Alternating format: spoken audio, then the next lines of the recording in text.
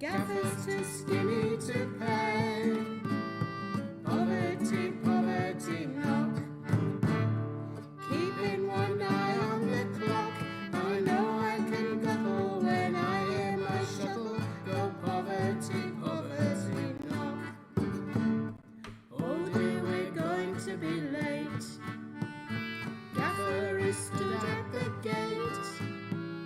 We're out of pocket, our wages they'll dock it. We'll have to buy grub on the slate. And it's poverty, poverty, knock. My loom is a saying all day. Poverty, poverty, knock. Gaffers too skinny to pay. Poverty, poverty, knock. Keeping one eye on the clock. I know I can gobble when I hear my shuttle go. Poverty, poverty, knock. Sometimes a shuttle flies out and gives some poor woman a clout. There she lies bleeding, but nobody's heeding. Oh, who's going to carry her out? Poverty, poverty, knock. My loom is a saying all day. Poverty, poverty, knock. Gaffers too skinny to pay. Poverty, poverty, knock. Keeping one eye on the clock. I know I can gottle when I hear my shuttle go. Poverty, poverty, knock. Oh dear, my poor head, it stings. I should have woven 3 strings. My threads are breaking and my back is aching. Oh dear, I wish I had wings. Poverty, poverty, knock. My loom is a saying all day.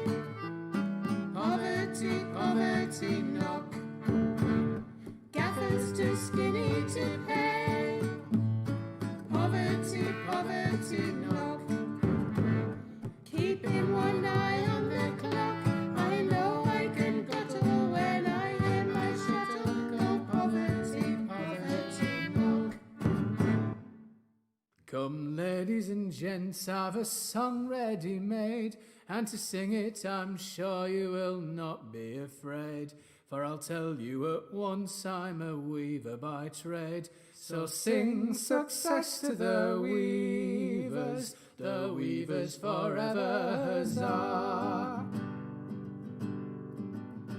There are goods every day we're exporting by bales, and in merchandise ours as an art never fails. For each ship leaving Porto's the weaver for sales. So sing success to the weavers forever, huzzah! The queen in her robes may so gracefully stand, and the nobles about her may look neat and grand. Still they get all their cloth by the work of our hand. So sing success to the weavers forever, huzzah! But for us our your soldiers would often repent when houseless to sleep on their knapsacks they're sent. But the weaver, you see, gives each soldier his tent. So sing success to the weavers forever, huzzah!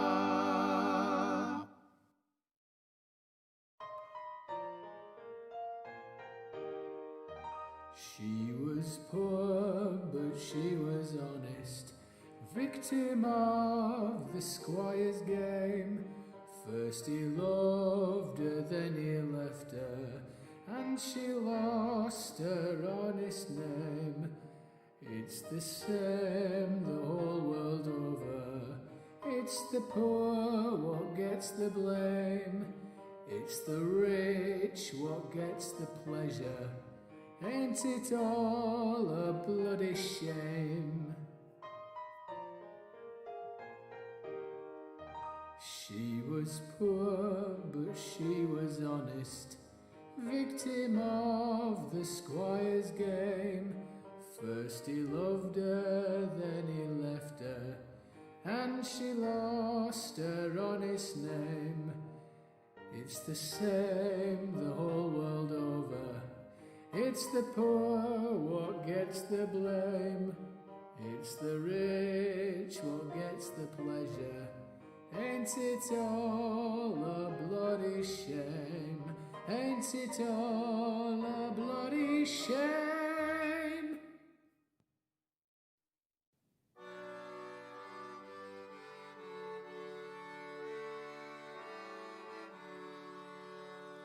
There is a happy land far, far away, where saints in glory stand far, far away. Oh, how they sweetly sing, worthy is our Saviour King. Loud let his praises sing, praise, praise for aye.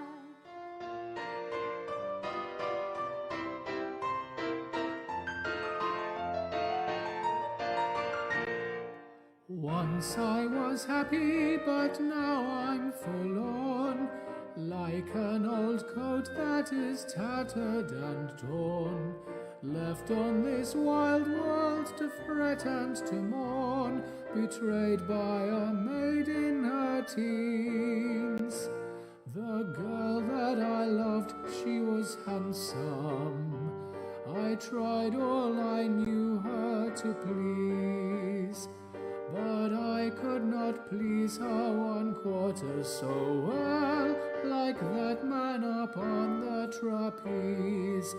He'd fly through the air with the greatest of ease, a daring young man on the flying trapeze. His movements were graceful, all girls he could please, and my love he purloined away.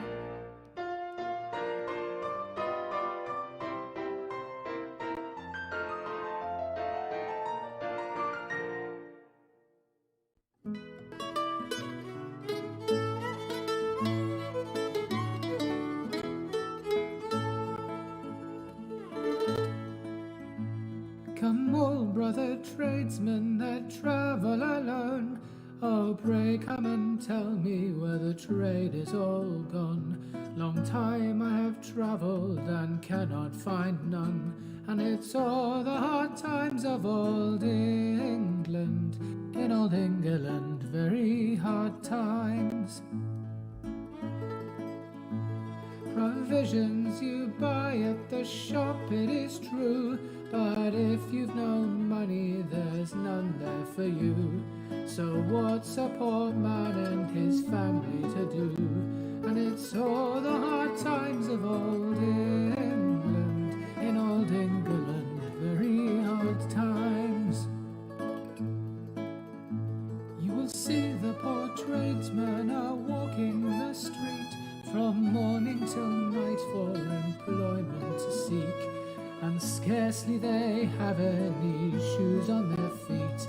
And it's all the hard times of old England. In old England, very hard times. So now to conclude and to finish my song, let us hope that these hard times they will not last long, and I'll soon have occasion to alter my song, and sing all the good times of old England. In old England, very good times.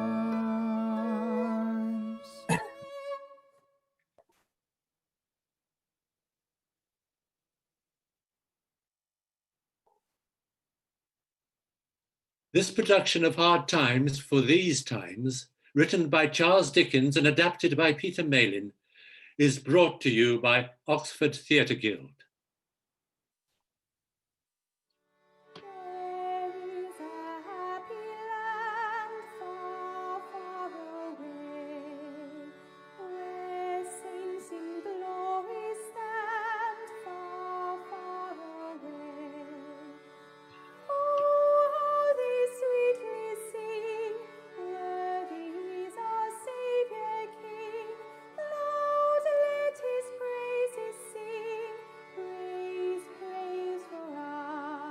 Scene 1. Hard facts.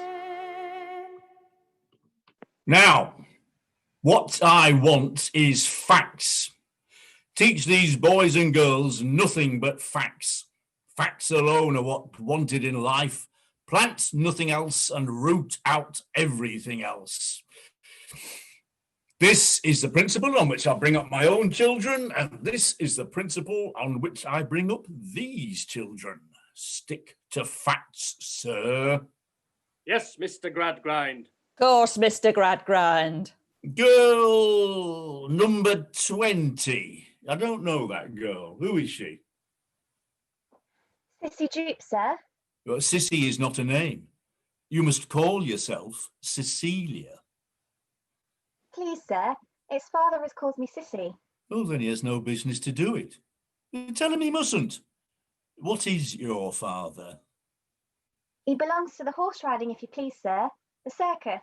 Oh, we don't want to know anything about that here. Your father breaks horses, don't he? If you please, sir. When they can get any to break, they do break horses in the ring, sir. No, you mustn't tell us about the ring here. Very well, then. Give me your definition of a horse. Girl number 20, unable to define a horse. Girl number 20, possessed of no facts in reference to one of the commonest of animals. Bitzer, your definition. What is a horse? Quadruped. Gramnivorous. 40 teeth, namely 24 grinders, 4 eye teeth and 12 incisive. Sheds coat in spring, in marshy country. Sheds hoofs too.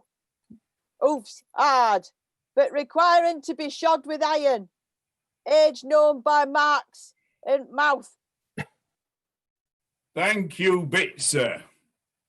Now, girl number 20, you know what a horse is. Mr. Bounderby, perhaps you would like to ask the pupils some questions. Boys and girls, Mr. Bounderby is one of the largest employers of labour in Coketown. Many of you will doubtless be lucky enough to find employment in his works when you leave us. Thank you, Mr. McChalkenchild.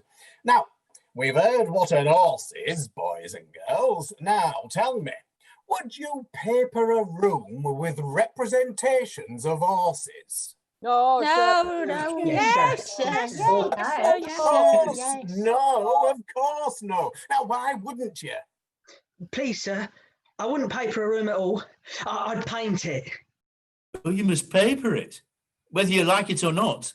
Oh, don't tell us you wouldn't paper it, boy. I'll explain to you then why you wouldn't paper a room with representations of horses. Do you ever see horses walking up and down the sides of rooms in reality? In fact, do you? Yes, sir. Yes, sir. Yeah. No. Why then? You are not to have anywhere what you don't have in fact. This is a new principle, a great discovery. Now, I'll try you again. Suppose you were going to carpet a room. Would you use a carpet having a representation of flowers upon it? No, sir. Girl number 20. No. Girl 20. So you would carpet your room with representations of flowers, would you? Why would you? If you please, sir. I'm very fond of flowers.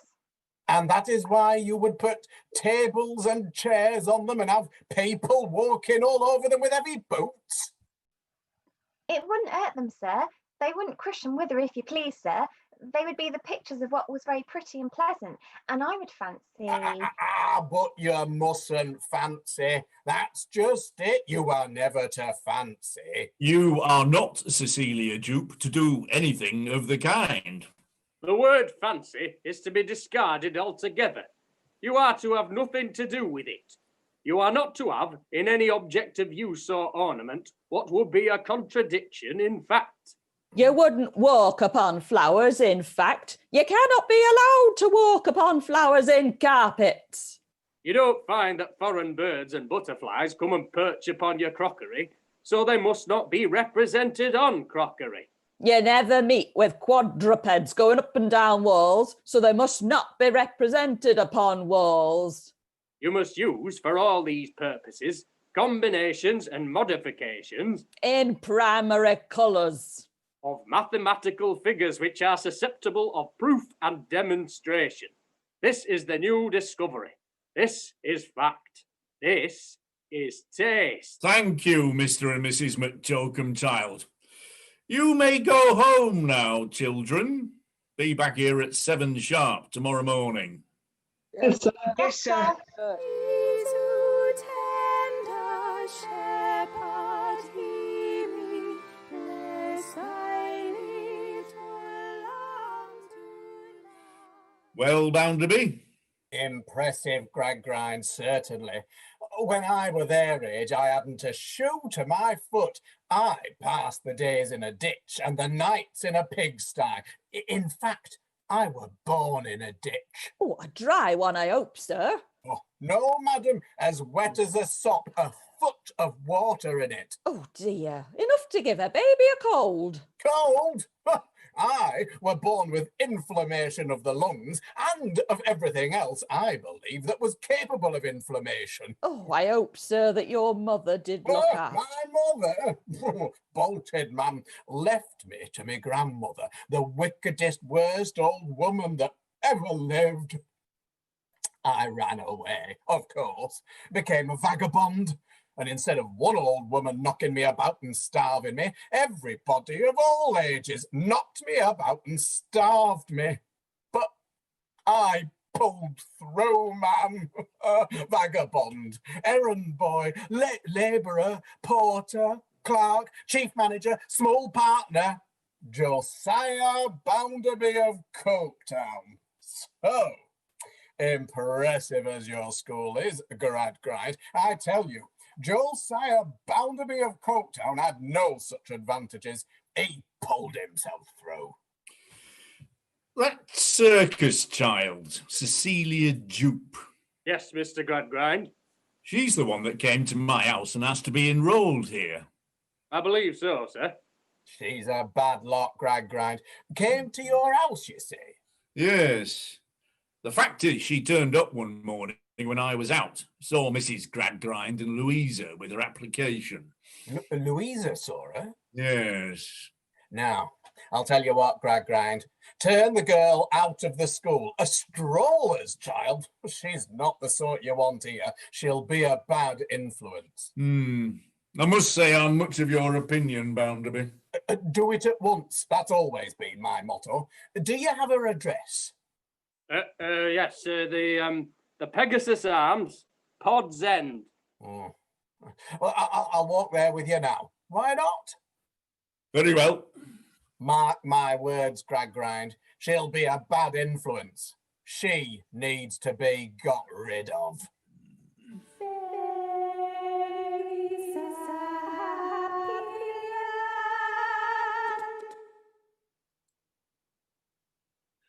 Scene 2. An unexpected visitor. And it's poverty, poverty, knock. My loom is a saying all day. Poverty, poverty, knock. Gaffers too skinny to pay. Coketown was a town of red brick. Of brick that would have been red if the smoke and ashes had allowed it. But as matters stood, it was a town of unnatural red and black, like the painted face of a savage. It was a town of machinery and tall chimneys, out of which interminable serpents of smoke trailed themselves for ever and ever, and never got uncoiled. It had a black canal in it, and a river that ran purple with ill-smelling dye, and vast piles of building, full of windows, where the piston of the steam engine worked monotonously up and down like the head of an elephant in a state of melancholy madness.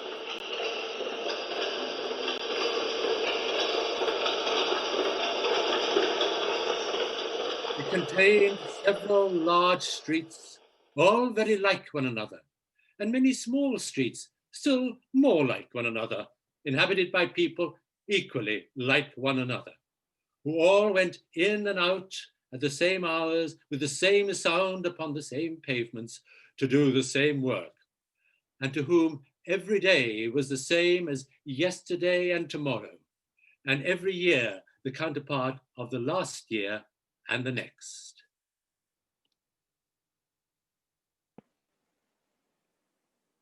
Rachel, Oh, Stephen, it's you. early tonight, lass. Sometimes I'm a little early, Stephen, sometimes a little late. I'm never to be counted on going home. No, not going t'other way either, it seems to me, Rachel. It's better not to walk too much together. Sometimes, yes. It'd be hard indeed if it were never at all.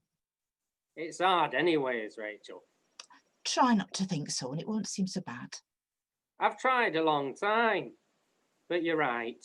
It might make folk talk, even of you.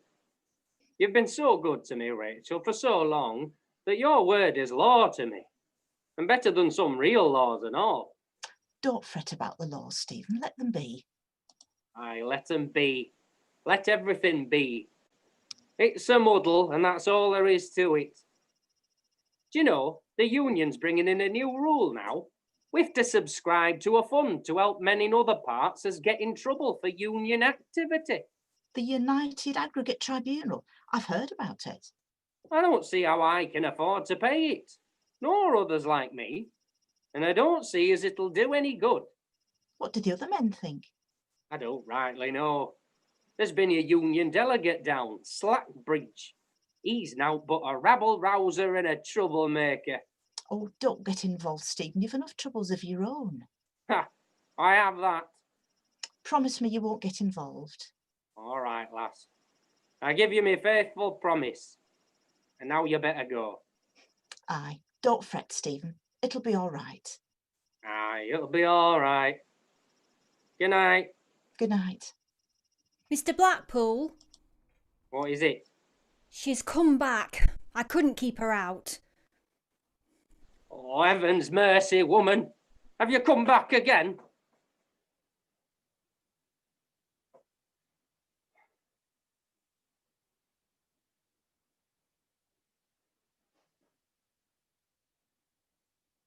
Oh. Ah, you're my wife. God help me. Oh.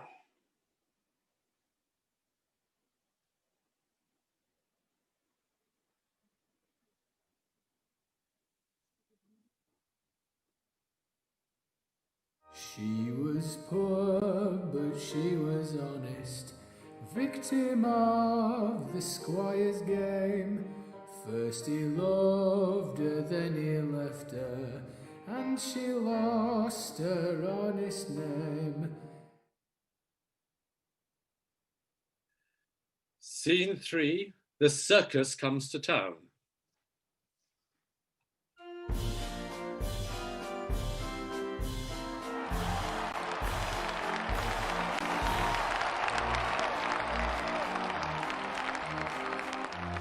Roll up, ladies and gentlemen. Welcome. The most exciting, the most spectacular entertainments ever seen. Costa Rica to Confronts. Have a big hand, please, from the Kidderminster in the equestrian question of Don Quixote. Don Quixote!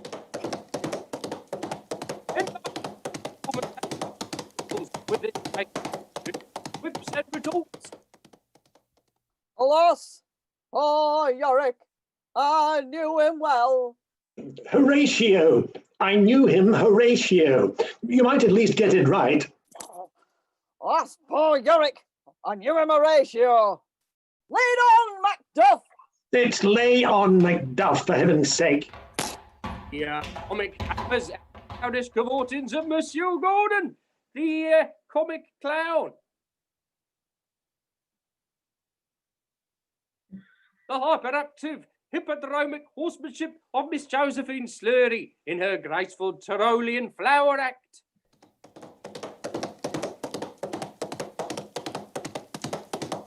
Marble, ladies, at the defiant devilry of Mademoiselle Genevieve, heroine of the High Wire, with her quaint and curious quirks and fancies.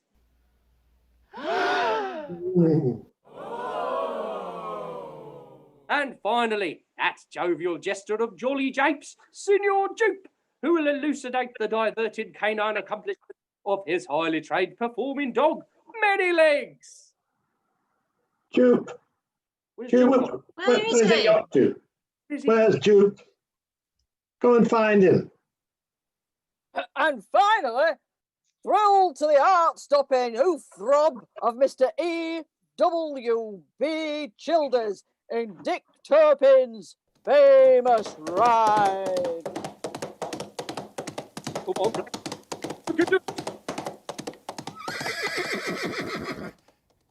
Roll up, ladies and gentlemen. Don't miss this most magnificent, most exciting, most spectacular entertainment.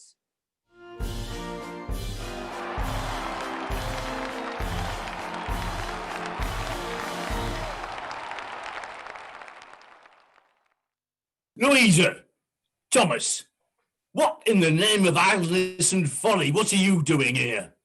Wanted to see what it was like. What it was like? Thomas, though I have the fact before me, I find it difficult to believe that you, with your education, should have brought your sister to a scene like this. I brought him, Father.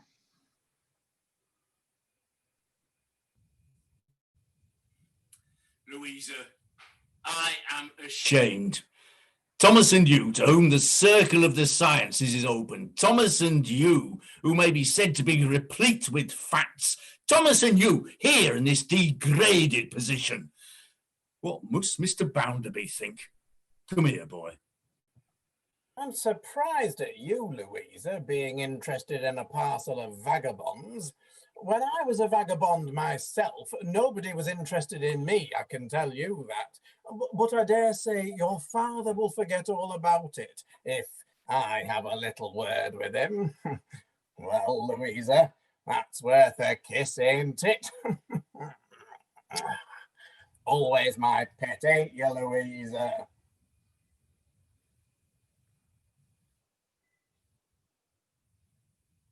Right. Yes, Father. Now, Thomas, take your sister straight home. Yes, Father. Come on, Bounderby. What are you doing, Lou? You'll rub an hole in your face. You may cut the piece out with your penknife if you like, Tom. I wouldn't cry. Hello! Girl number 20, stop. Why are you running around the streets in this improper manner? Please, sir, I was run after. What? By this boy? Yes, sir. Oh, what do you mean by it, boy? I just asked her if she knew how to define a horse tomorrow, sir, and offered to tell her, and she ran off. She's only a circus girl, sir. Calling seems to be pretty well known among them. You'll have the old school down here in a week. She's got to go, Gradgrind. Yeah, you're right. Bitzer, take yourself off home. Let me hear of your running about in this manner anymore, boy, and you will hear of me through the schoolmaster. Yeah, be off with you. Now, Jupe, take this gentleman and me to your father's. We are going there. What have you got in that bottle? Gin. No, sir, it's the 9 oils. The what? The 9 oils, sir. Father sent me for it. It's what our people use for any hurts they get in the ring. They bruise themselves very bad sometimes. Serve 'em right for being idle. When I was your age, I had worse bruises on me than 10, 20 or 40 oils would have got rid of. Where will we find your father, Jupe? He'll be in there, sir. I'll go and fetch him. 9 oils. This is a bad lot, Gradgrind. I leave, gentlemen. My name is Slearys. I believe you were wishing to see Jupe. Yes. You may or may not be aware that Jupe has missed his tip very often lately. What has he missed? Missed his tip. Offered at the garters 4 times last night and never done 'em once. Missed his tip at banners too. He was loose in his ponging. Ponging? Didn't do what he ought to do. Was short in his leaps and bad in his tumbling. Oh, thank you. That is tip, is it? In a general way, that's missing his tip, yes. 9 oils, missing tips, garters, banners, ponging. Queer sort of company for a man who was raised himself. Lower yourself then. Lord, if you've raised yourself that high, let yourself down a bit. Oh, it's Kidderminster. Squire, I'm afraid you can't see Jupe. Oh, and why not? It looks as if he's cut and run, Squire, you see. Ah, do you mean he has deserted his daughter? I mean he's gone. You see, he was goosed last night. He was goosed the night before that. He was goosed today, and he can't stand it. Why has he been so very much goosed? His joints are turning stiff and he's getting used up. He can't perform like he could. It's a remarkable fact, though, that it cut him deeper to know that his daughter knew he was being goosed and to go through with it. Good. This is good, Gradgrind. A man so fond of his daughter that he runs away from her. This isn't new to me, though, you know. You may be astonished to hear it, but my mother ran away from me. I'm not astonished to hear it at all. Does Cecilia know that her father has gone? My wife's with her now, Squire. You see, he sent her out for the 9 oils, then Upton went. She'll take it bad. They were very close. Is it your intention to do anything for the poor girl, Squire? As it happens, we came here to tell her father that her connections made her unfit for my friend's model school. Eh, Gradgrind? Well, Oh, that's a pity, Squire, because Jupe was as pleased as punch when Sissy got into the school here. He always had it in his head that she should be educated. He's been picking up a bit of reading for her here, a bit of writing for her there, these 7 years. Oh, a great pity. Still, I'm willing to take her on as apprentice myself, though she's a bit old. Perhaps you'll take a drink before you leave then, Squire. What shall it be? Jerry, give it a name, Squire. Hush, Father, she's here. Oh, I've told her, and she knows everything. It's an infernal shame, upon my soul it is. Oh, there's Sissy. Oh, Father, I know you've gone away to try and do me some good. I know you have. But you'll be so miserable and helpless without me until you come back. She took it bad. I did try and break it to her gentle-like. Poor girl. Now, look here, this is a wanton waste of time. Let the girl understand the fact. Here, what's your name? Your father has absconded, deserted you, and you mustn't expect to see him again as long as you live. Shame on you. I tell you what, Squire, I suggest you keep your thoughts to yourself. They're a very good-natured people, my people, but they're accustomed to be quick in their movements. And if you don't act on my advice, I'm damned if I don't believe they'll pitch you out at window. It is of no moment whether the girl's father is expected back at any time or not. He has gone away and there is no present expectation of his return. Am I correct? That's agreed, Squire. Well then, I, who came here to inform her father that she could no longer be received at the school, am prepared in these altered circumstances to make a proposal. I am willing to take charge of you, Jupe, to educate you as your father wished, and to provide for you. The only condition I make is that if you accept my offer, you will communicate no more with any of your friends who are here present. That is all. At the same time, I must put in my word, Squire. If you like Cecilia to be apprenticed, you know the nature of the work and you know your companions.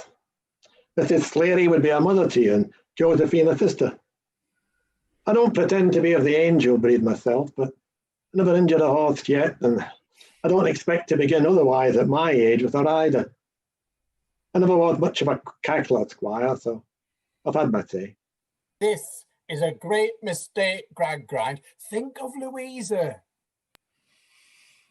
If I go away, how will father ever find me when he comes back? You may be quite at ease on that score, Jupe.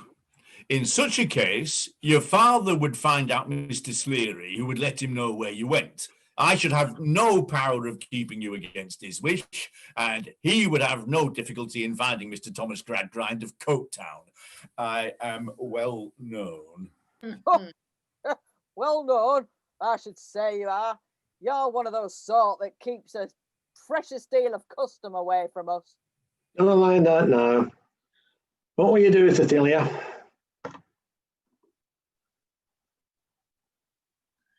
I'll go with the gentleman. Emma.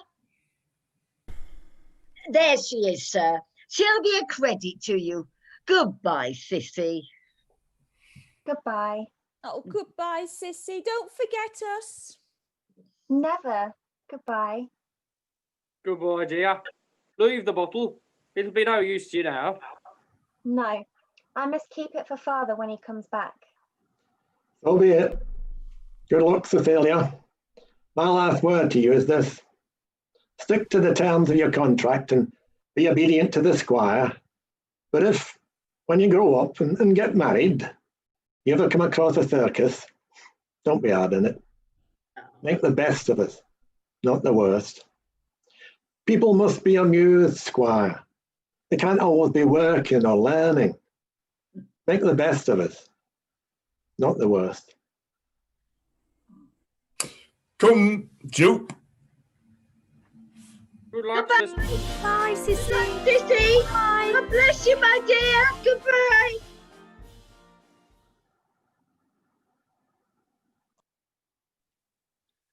Scene 4. At home with Mr. Bounderby.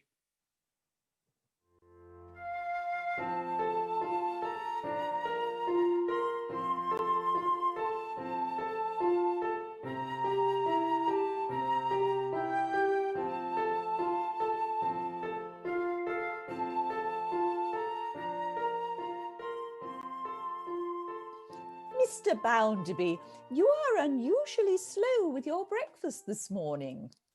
I was thinking, Mrs. Sparsit, ma'am, about Tom Gradgrind's whim of bringing up the tumbling girl.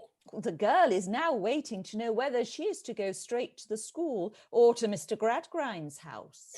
She must wait, ma'am, till I know myself. Gradgrind will be here presently. I told him she could stay here last night so that he could sleep on it before he decided to let her have any association with Louisa.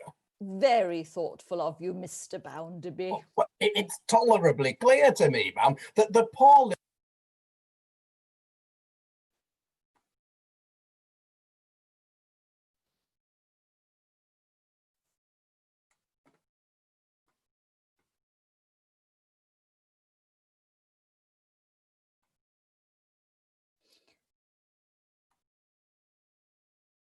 Are you speaking of young Miss Gradgrind?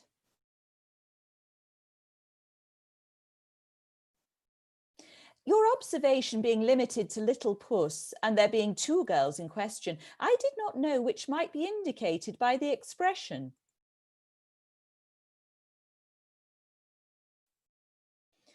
You are quite another father to Louisa, sir.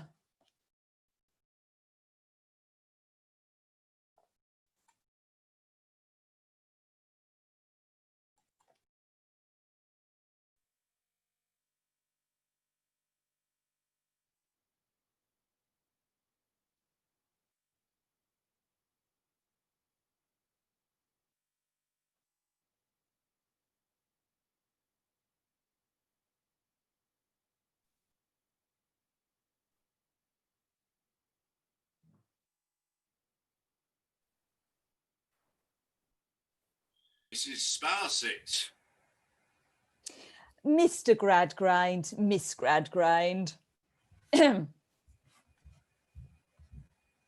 Now, I'll tell you what, my girl, the name of that lady by the teapot is Mrs. Sparsit.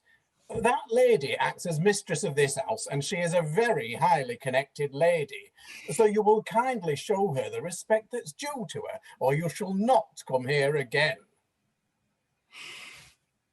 I hope, Bounderby, this was merely an oversight. My friend Tom Gradgrind suggests, ma'am, that this was merely an oversight. Very likely. However, as you are aware, I don't allow of even oversights to you. You are very good indeed, sir. It is not worth speaking of. Jupe, I have made up my mind to take you into my house, and when you are not at school, to employ you about Mrs. Gradgrind, who is rather of an invalid. I've explained to Miss Louisa, this is Miss Louisa, the miserable and natural end of your late career. From now on, you are to be reclaimed. I take it you have been in the habit of reading to your father from time to time? Yes, sir. To his father and Merrylegs, sir, his dog. Never mind, Merrylegs, Jupe. I speak of your father. What did you read to him? About the fairies, sir, and the dwarf, and the hunchback, and the genies, and... Hush! That is enough. Never breathe a word of such destructive nonsense anymore. Bounderby, this is a case for rigid training. I have already given you my opinion, and I shouldn't do as you do. Yes? What is it? Sir, begging your pardon, but one of the hands is at the door and he's asking to speak to you. Oh, who? Blackpool, Stephen Blackpool. Pray don't let us detain you any longer, Bounderby. Come, Jupe, Louisa. Thank you, sir. Ma'am. Thank you for your assistance, Bounderby. Good day, ma'am. Good day, Mr. Gradgrind. Send Blackpool in. Yes, sir. I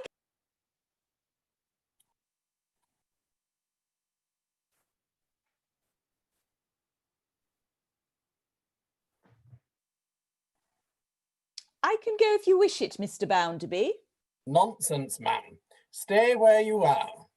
Now, Stephen, what's the matter with you? I know you haven't come to complain. You're not one of those who expect to be set up in a coach and six and to be fed on turtle soup and venison with a gold spoon, as a good many of them. Out with it.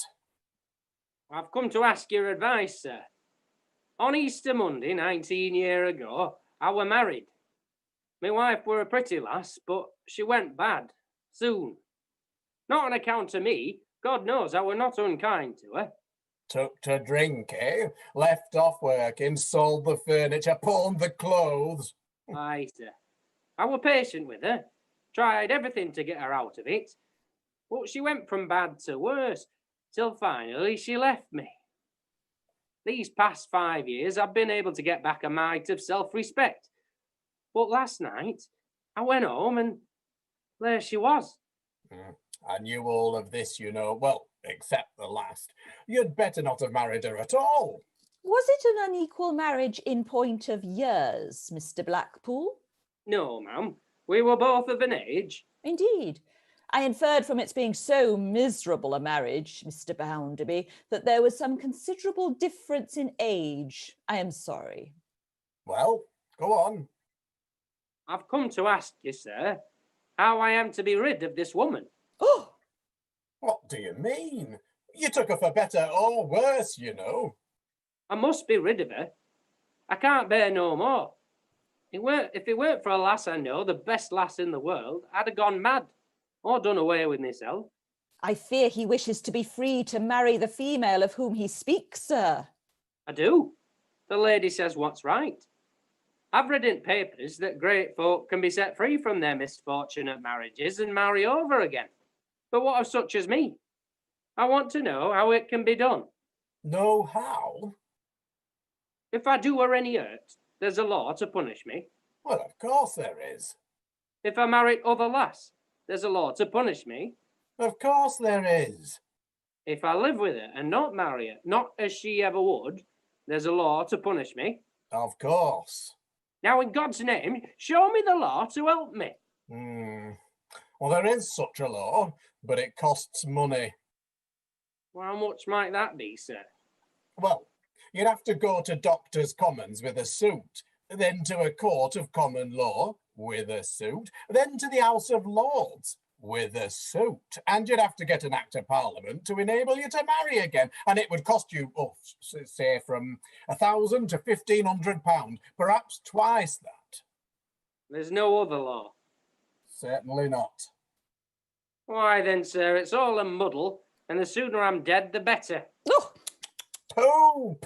Don't you call the institutions of your country a muddle, my dear fellow, or you'll get yourself into a muddle one of these fine days. You've always been a steady hand up till now, but I tell you plainly, it is my opinion you are turning into the wrong road. I smell traces of turtle soup and venison in this. Yes, I do. By the Lord, Harry, I do. Thank you, sir. I wish you a good day. Turtle soup and venison, Mrs. Sparsit, with a gold spoon.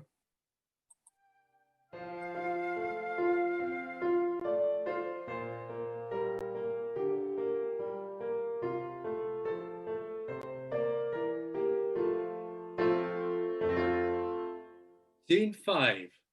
A stranger watches on. It's the same the whole world over. It's the poor what gets the blame. It's the rich what gets the pleasure. Ain't it all a bloody shame? As Stephen left Mr Bounderby's house and crossed the street with his eyes bent on the ground, he felt a touch upon his arm. An old woman with country mud upon her shoes, newly come from a journey. Pray, sir, didn't I see you come out of that gentleman's house? Aye. And how did he look, sir? Hearty and cheerful and healthy as a fresh wind. Aye, you were all that. Oh, thank you, thank you. You've come from country? Oh, yes, sir. Now, once a year, I come here. I come 40 miles by train and 40 miles back, and then 9 miles to walk to and fro the station. That's pretty well, ma'am, at your age. Why do you come? Oh, to walk up and down and look at the gentleman. That's enough for me. Well, I've been standing about to see the gentleman come out, but he's late this year and I've not seen him. You come out instead. And, well, if I have to go back without a glimpse of him, well, I've seen you and you've seen him, and, well, that will just have to do. Oh, but I'm keeping you from your work. There's time. I work for that gentleman. Oh, in the factory? Hey, an eye on cooking. Oh, let me kiss that hand that's worked in that fine factory for so long. Mwah! Oh, thank you, and good day. Up every morning at 5. It's a wonder that we keep alive. Tired and yawning out in the cold morning, it's back to the dreary old drive. Stephen had been at his loom full half an hour, thinking about this old woman, when, having occasion to move round the loom for its adjustment, he glanced through a window and saw her still looking at the building, lost in admiration. Heedless of the smoke and wet and of her 2 long journeys, she was gazing at it as if the heavy thrum that issued from its many stories was proud music to her. But she was gone by and by, and the day went after her. Machinery slackened, throbbing feebly like fainting pulse, stopped. The lights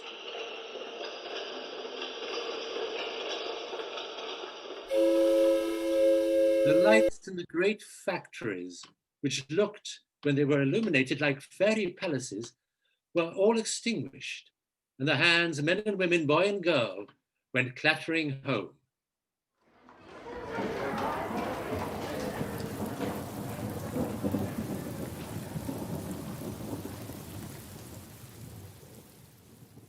Stephen was standing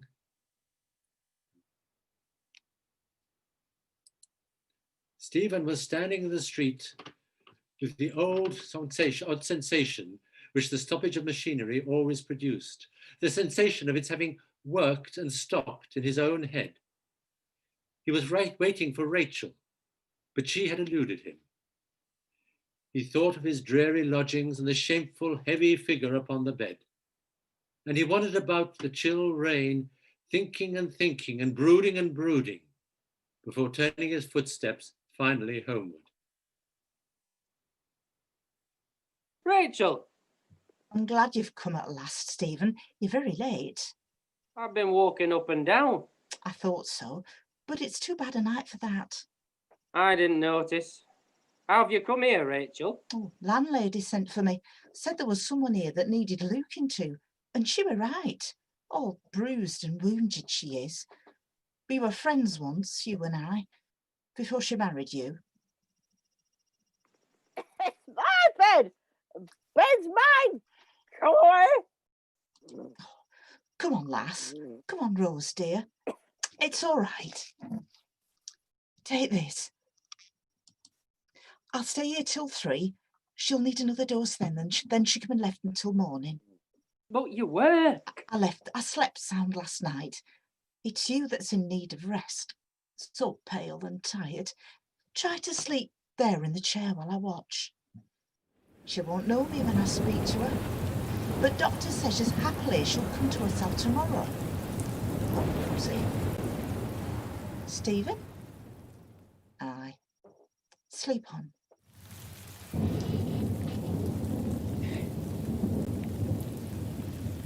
Yeah.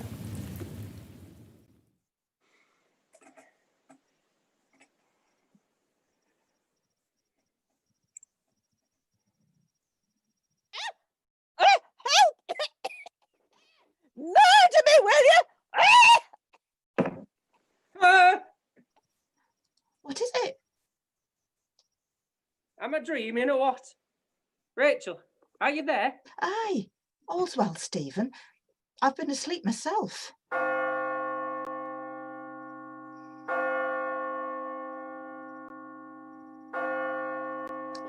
It's time to go. I'll give her a dose first. What's the matter? Nout. The bottle. I dreamt.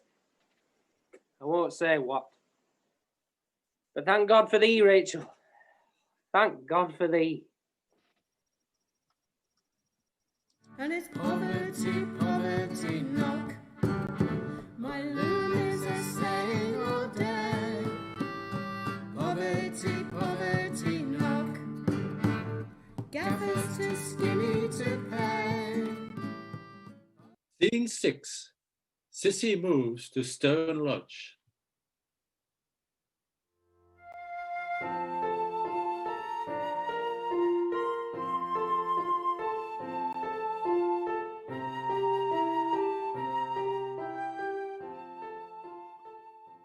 Mr Gradgrind lived at Stone Lodge, which was situated on a moor within a mile or two of Coketown. A very matter-of-fact house it was, a great square house with a heavy portico darkening the principal windows as its master's heavy brows overshadowed his eyes. 6 windows on this side of the door, 6 on that side, a total of 12 in this wing, a total of 12 in the other wing, 24 carried over the back wings.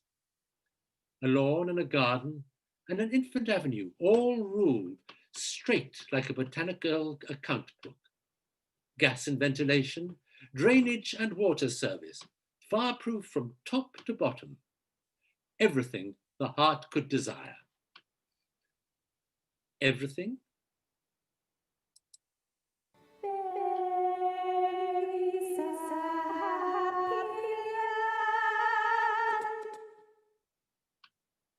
I'm sick of my life, Lou. I hate it. And I hate everybody except you. Don't hate Sissy, Tom. I hate to be obliged to call her Jupe. And she hates me. She does not, Tom, I'm sure. She must hate all of us. As to me, I'm a donkey. That's what I am. I'm as obstinate as one, I'm as stupid as one, and I get as much pleasure as one. I should like to kick like one. Not me, I hope, Tom. No, Lou, I wouldn't hurt you. You're my only pleasure I have. You can even brighten up this place. Do you mean it? Of course I do. Oh, I wish I could make you happier, Tom. But I don't know what other girls know. I can't play, I can't sing. I know of no amusing stories to lighten your mind. I never hear or read any myself. I know, Lou. I wish I could collect all the facts we hear about so much, and all the figures and all the people who found them out and put 1,000 barrels of gunpowder in them and blow them up together. However, when I go and live with old Bounderby, I mean to enjoy myself a little. Mr Bounderby thinks as father thinks, Tom, and he's a great deal rougher. I don't mind that. I shall very well know how to manage old Bounderby. How? Why, through you, Lou. You're his little pet, his favourite. He'll do anything for you. When he says anything to me I don't like, I shall say to him, my sister Lou will be hurt and disappointed, Mr Bounderby. That'll bring him about, or nothing will. You gone to sleep, Lou? No, Tom. I am looking at the fire. You seem to find more in that than ever I could find. Tom, do you look forward to this move to Mr Bounderby's? That's one thing to be said for it. It'll be getting away from home. Yes, it will be getting away from home. What do you see in that fire, Lou? To me, it looks as stupid and blank as everything else. What do you see there? A circus? No, Tom. I've been wondering about you and me grown up. Wondering again? I beg of you, Louisa, to do nothing of the kind, you inconsiderate girl, or I shall never hear the last of it from your father. And Thomas, it really is shameful, with my poor head continually wearing me out, that a boy who has had the education you have had should be found encouraging his sister to wonder when he knows his father has expressly said that she is not to do it. It wasn't Tom, Mother. I was just looking at the red sparks dropping out of the fire and whitening and dying. It made me think how short my life would be and how little I could hope to do in it. Nonsense! Don't tell me such stuff, Louisa. After the lectures you have attended and the experiments you have seen, after I've heard you yourself, despite my poor head, going on with your master about combustion and calcination and calorification, and I may say every kind of action that could drive a poor invalid distracted, to hear you talking in this absurd way about sparks and ashes. If it reached your father, I should never hear the last of it. I'm sorry, Mother. You should be at your work, both of you. Return to your desks and get on with being something illogical, directly. See what I mean, Lou? At least Bounderby's I shall be away from all of this. I'm sorry. I'll go. Oh, no, come in. I can work anytime. This evening, I'm off. But Father... Never mind him. I'll make up my lessons tomorrow. Oh, I wish I were you, Miss Louisa. Why? I should know so much. All that is difficult to me now would be so easy then. You might not be the better for it, Sissy. You are more useful and pleasant to my mother than I can ever be. But if you please, miss, I am so stupid. All through school hours I make mistakes. Tell me some of them. I'm almost ashamed. But today, for instance, Mr McChakenchild was explaining to us about natural prosperity. National, I think it must have been. National. And he said, this schoolroom is an immense town with 1 million of inhabitants. And in the course of a year, only 25 are starved to death in the streets. Girl number 20, what is your remark on that proportion? What was your remark? I said I thought it might be just as hard upon those who were starved, whether the others were 1 million or 1 million. And that was the wrong answer. It wasn't in the figures. And did your father know so much himself that he wished you to be well taught too, Sissy? No, miss. Father knows very little indeed, but he says mother was quite a scholar.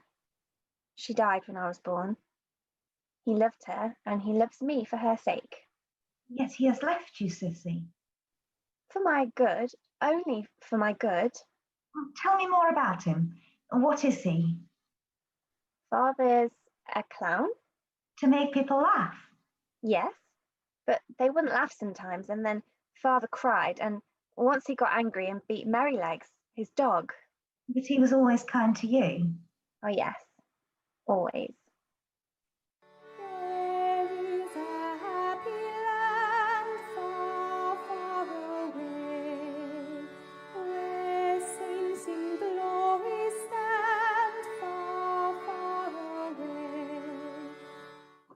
Scene 7. The children grow up. Time went on in Coketown, like its own machinery, but less inexorable than its iron, steel, and brass. It brought its varying seasons even into that wilderness, until Sissy grew into a young woman.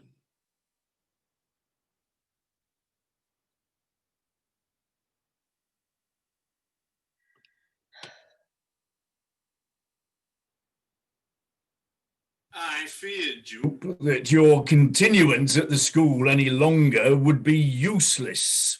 I cannot disguise from you that your progress there has disappointed me. I'm sorry, sir, but I know it's quite true. Yet I have tried hard, sir. Yes, I believe you have. You are useful to Mrs. Gradgrind, and you are serviceable in the family also. I therefore hope that you can make yourself happy in those relations. Yes, sir. Thank you, sir. And Tom grew into a young man. Really, the period has arrived when Thomas ought to go to Bounderby. So time passed. Tom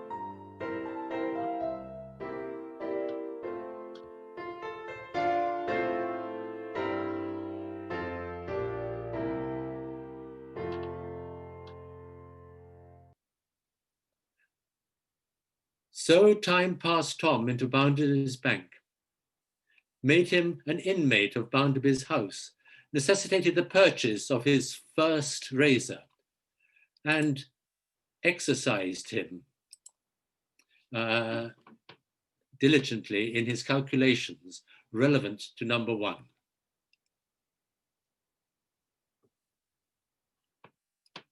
Are you there, Lou?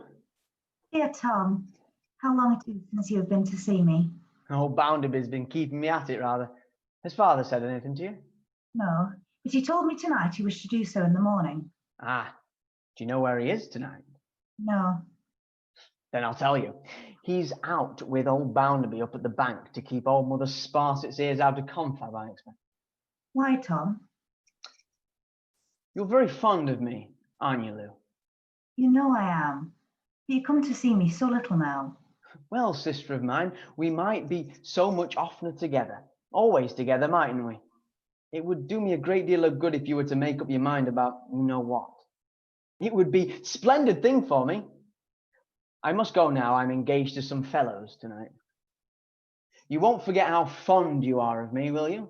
No, dear Tom, I won't forget. And Louisa? My dear Louisa, you are a woman now. Yes, Father. Your hands are rather cold, Louisa. Are you not well? Quite well, Father. My dear Louisa, you have been so well trained that I have perfect confidence in your good sense. You are not impulsive, you are not romantic, you are accustomed to view everything on the basis of reason and calculation. Yes, Father. Louisa, my dear, you are the subject of a proposal of marriage that has been made to me. Yes, Father. Well, you're even more dispassionate than I expected. Or perhaps you're not unprepared for the announcement I am charged to make. Until I hear you, Father, but I cannot say. I wish to hear you state it to me. Well, what you say is perfectly reasonable. In short, Mr. Bounderby, having long watched your progress with particular interest and pleasure, offers you his hand in marriage and begs you to look favourably on his proposal. Father, do you think I love Mr. Bounderby? Well, my child, I really cannot take it upon myself to say. Father, do you ask me to love Mr. Bounderby? My dear Louisa, no. No, I ask nothing. Father, does Mr. Bounderby ask me to love him? Really, my dear, it depends on the sense in which we use the expression.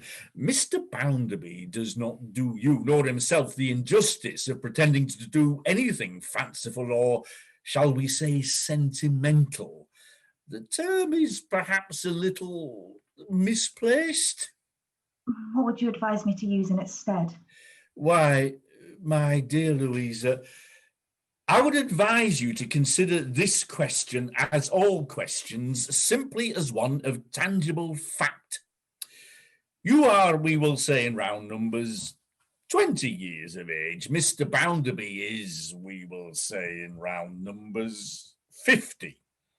There is some disparity in age, but none in means nor position. The statistics of marriage in England and Wales show that a large proportion of marriages are contracted between parties of very unequal age and... What do you recommend, Father? That I should substitute for the term I used just now, for the misplaced expression? Nothing could be plainer. Confine yourself rigidly to fact. Question: does Mr. Bounderby ask me to marry him? Yes, he does. Question: shall I marry him? I think nothing can be plainer than that. Are you consulting the chimneys of the Coketown works, Louisa? There seems to be nothing there but languid and monotonous smoke. Yet when the night comes, fire bursts out. Of course. I know that, Louisa. I do not see the application of the remark. I am satisfied to accept Mr. Bounderby's proposal, Father. Ah. Have you any wish concerning the date of the marriage? None, Father. What does it matter? My dear, you have never entertained in secret any other proposal. Father, what other proposal can have been made to me? Whom have I seen? Where have I been? What do I know of tastes and fancies, of aspirations and affections? You have trained me so well, Father, that these are strangers to me. My dear Louisa, you abundantly repay my care. Kiss me, my dear girl. Mrs. Gradgrind, allow you to present to you Mrs. Bounderby. So you have settled it. I give you joy, my dear, and I hope you may now turn all your illogical studies to good account. As to the wedding, all I ask is, and I ask it with a fluttering in my chest which actually extends to the soles of my feet, that it may take place soon. Otherwise I know I shall never hear the last of it.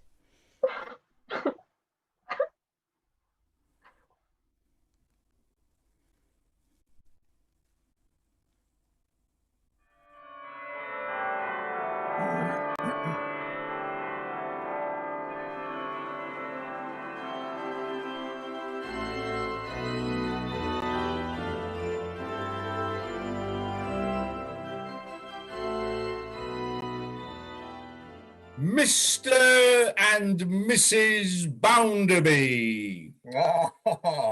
Ladies and gentlemen, you won't expect a speech from a man who was brought up in a ditch, but I hope I may be excused for being a little proud today when I reflect how little I thought of marrying Tom Gradgrind's daughter when I was a ragged street boy. But I am very glad to be marrying her. I have watched her bringing up, and I believe she is worthy of me. The bride. The bride. What a game girl you are to be such a first-rate sister, Lou. You didn't forget how fond you are of me.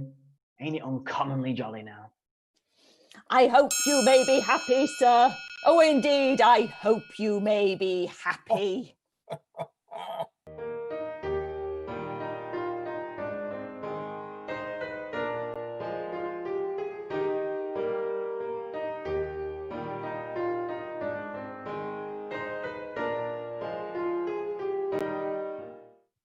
Scene 8. Mr. Harthouse makes an appearance.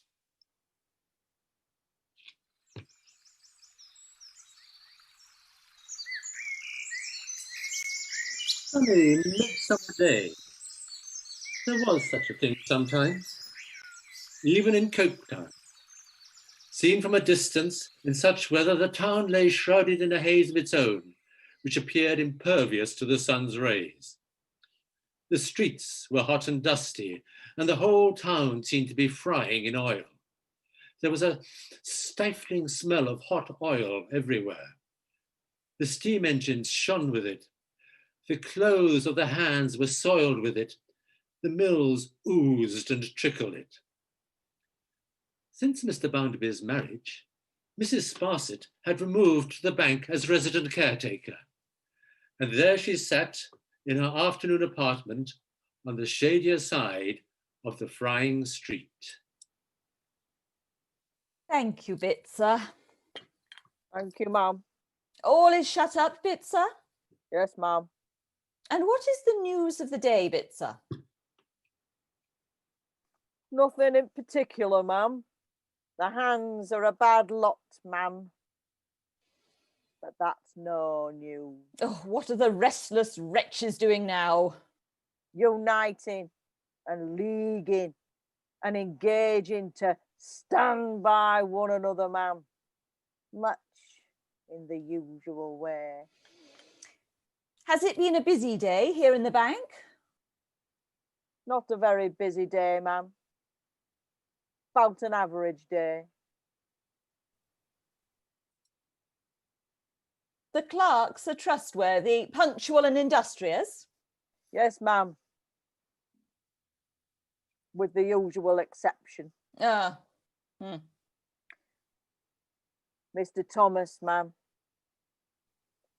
I don't like his ways at all. No names, Bitzer. I hold a trust here under Mr. Bounderby, and I would not be true to that trust if I allowed names to be mentioned that are in any way connected with him. Beg pardon, ma'am. Say an individual, and I will hear you. An individual, ma'am, has never been what he ought to have been since he first came into the place. He is a dissipated, extravagant idler, and where he gets the money from, I'm sure I don't know. Yes? A visitor, ma'am. Visitor? What visitor? A gentleman, ma'am, says his name is Mr. Harthouse. If you please, ma'am, he says he wishes to see you. Very well, show him in. Bitzer, you may remove the tea things. Yes, ma'am. I believe, sir, you wish to see me. Yes. Is the sky always as black as this in Coketown? Oh, in general, much blacker. Is it possible? Excuse me, you're not a native of the place, I think. Oh, no, sir. It was once my fortune, before I became a widow, to move in a very different sphere. Ah, you must be very bored here.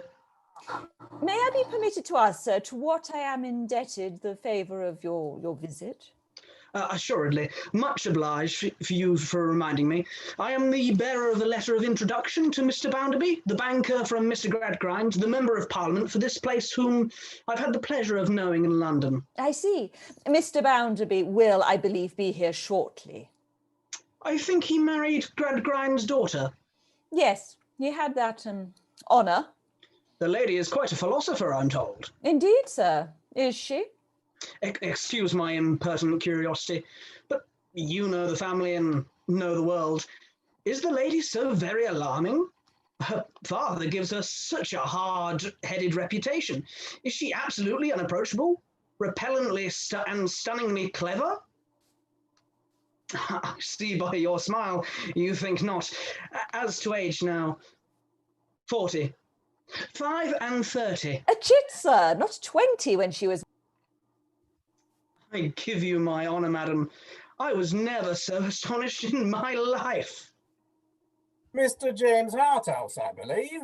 I am Josiah Bounderby of Coketown. Happy to make your acquaintance. Excuse me coming in like this, Mrs. Sparsit, ma'am. The girl told me Mr. Harthouse was in here. Don't mention it, I beg of you. I have a letter of introduction, sir, from Mr. Gradgrind. I'm hoping to get to know this part of the country on behalf of Mr. Gradgrind's parliamentary friends. Coketown, sir, is not the kind of place you have become accustomed to. Let me tell you something about it. I should be charmed. Don't be too sure. First of all, you see our smoke? That's meat and drink plus. It's the healthiest thing in the world in all respects, particularly for the lungs. Don't let anyone tell you otherwise. I am glad to hear it. Next, you have heard a lot of talk about the work in our mills, no doubt. Well, it's the pleasantest work there is, and the lightest work there is, and the best paid work there is. More than that, we couldn't improve the mills themselves unless we laid down turkey carpets on the floors, which we ain't a-going to do. Perfectly right, Mr. Bounderby. Lastly, there's the hands. There's not a hand in this town, sir, but has one ultimate object in life. That object is to be fed on turtle soup and venison with a gold spoon, which they are not a-going to be. And now you know the place. I am much obliged to you, sir. Ah, this, sir, is my wife, Tom Gradgrind's eldest daughter. Hello, Mr. James Harthouse. You observe, Mr. Harthouse, that my wife is my junior. I don't know what she saw in me to marry me, but she must have seen something. She has lots of expensive knowledge, sir, political and otherwise. If you want to cram for anything, you couldn't have a better advisor than Lou Bounderby. Or a more agreeable one, I'm sure. Come! If you're in the complimentary line, you'll get on here, for you'll meet with no competition. But your bringing up was different from mine. You're a gentleman, and I don't pretend to be one. Mrs. Sparsit, may I have a word? I gather from my father that you are going to devote yourself to the service of your country, to show the nation the way out of all its difficulties. Upon my honour, Mrs. Bounderby, I will make no such pretence to you. I have seen a little here and there. I found it to be all very worthless, and to be honest with you, I'm going in for your respected father's opinions because I have none of my own, and I may as well back them as anything else. No opinions of your own? Not in the least. The result of the varieties of boredom I've undergone is a conviction that any set of ideas will do just as good or as much good, just as much harm as any other set. You are a singular politician, Mr. Harthouse. Oh. Mr. Harthouse, my brother Tom. He works for my husband here at the bank. I am honoured. Now then, Mr. Harthouse, perhaps you would be so good as to join me and my family at dinner this evening. Delighted, sir. It was a curious thing, Mr. Harthouse thought, that the only person apparently capable of raising a smile on the face of Louisa Bounderby should be her brother Tom, particularly as it became clear during dinner at the Boundarbys that the young whelp took no pains, even in his sister's presence, to hide his contempt for her husband. Mr. Harthouse encouraged him much in the course of the evening and showed an unusual liking for him. At last, when he rose to return to his hotel, being a little doubtful of the way by night, the whelp immediately proffered his services as guide and escorted him thither.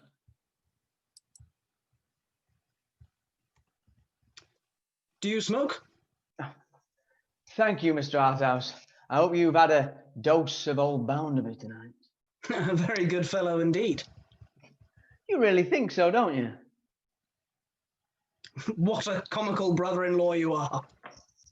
What a comical brother-in-law old Bounderby is, you mean? You are a piece of caustic, Tom. Don't mind me, but take care when his wife is by, you know.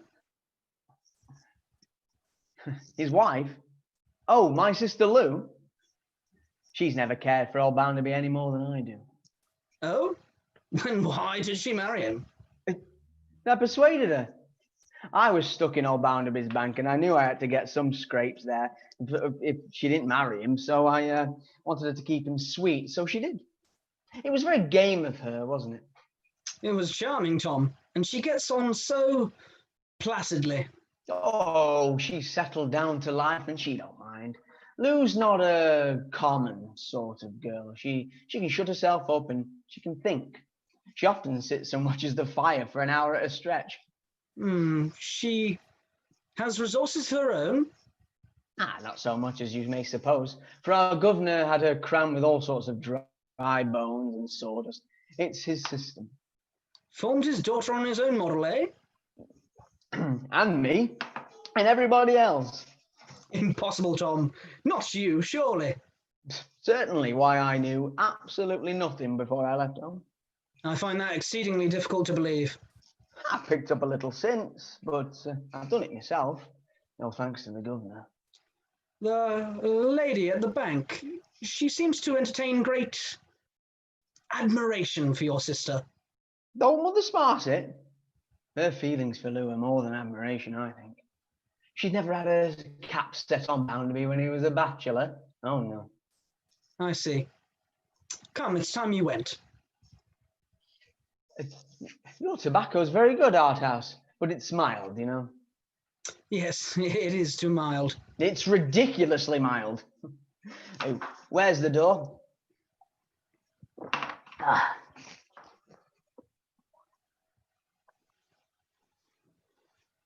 Scene 9. The Union Meeting. Come, ladies and gents, I've a song ready-made, and to sing it I'm sure you will not be afraid, for I'll tell you at once I'm a weaver by trade. So sing success to the weavers forever, huzzah.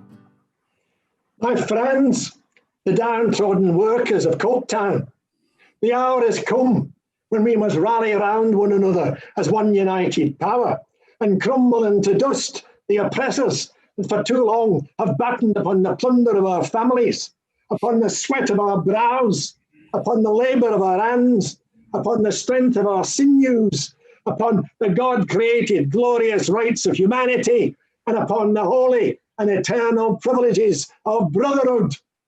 Hurrah! Hear, hear, hear, hear. Oh, my friends and brothers, what shall we say of that man, that working man, who at such a time turns a traitor and a craven and a recreant, and who will not be associated in the gallant stand for freedom and right, and will not subscribe to the funds of the United Aggregate Tribunal? Shame, disgrace. Let's hear him. Give him a chance.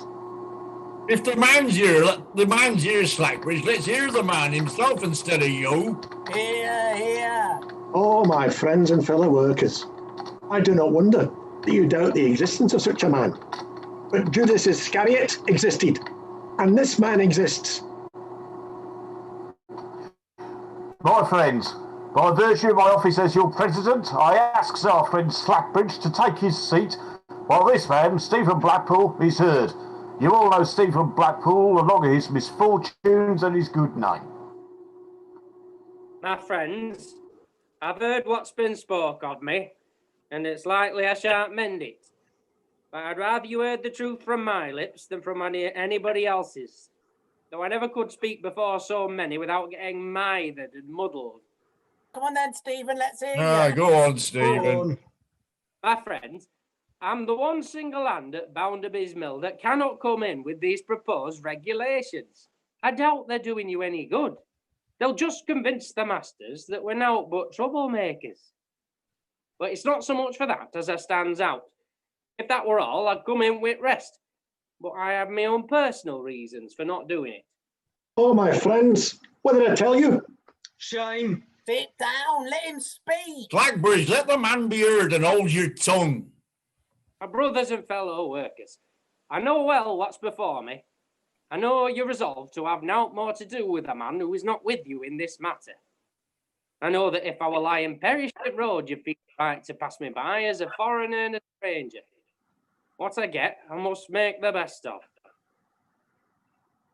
David Blackpool, think on't again.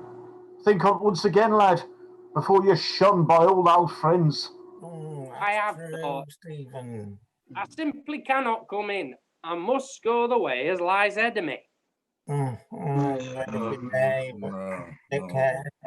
Happily, when this question has been discussed, there'll be a threat to turn out on strike if I'm allowed to work among you.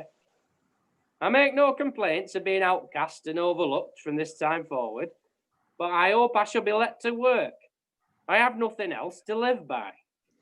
My friends, did not the Roman Brutus condemn his own son to death? Did not the Spartan mothers drive their fleeing children on the points of their enemies' swords? And is it not the sacred duty of the downtrodden men of Coketown to hurl out traitors from the tents we have pitched in our sacred and godlike cause?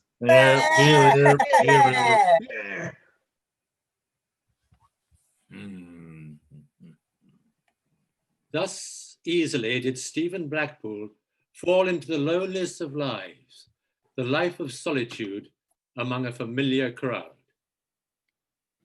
No starries o'er the lake, its pale watch keeping. The moon is half awake, through grey mist creeping. Your name's Stephen Blackpool, isn't it? Yes? You're the hand they've sent to Coventry, I mean. Yeah? Mr Bounderby wants to speak to you. You know his house, don't you? Yes. Then go straight there, will you? You're expected.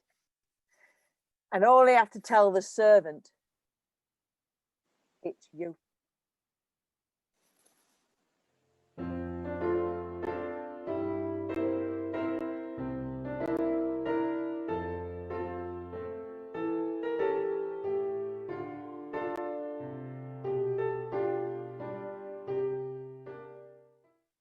Stephen Blackpool, sir.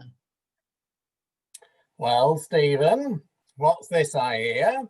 What have these pests of the earth been doing to you?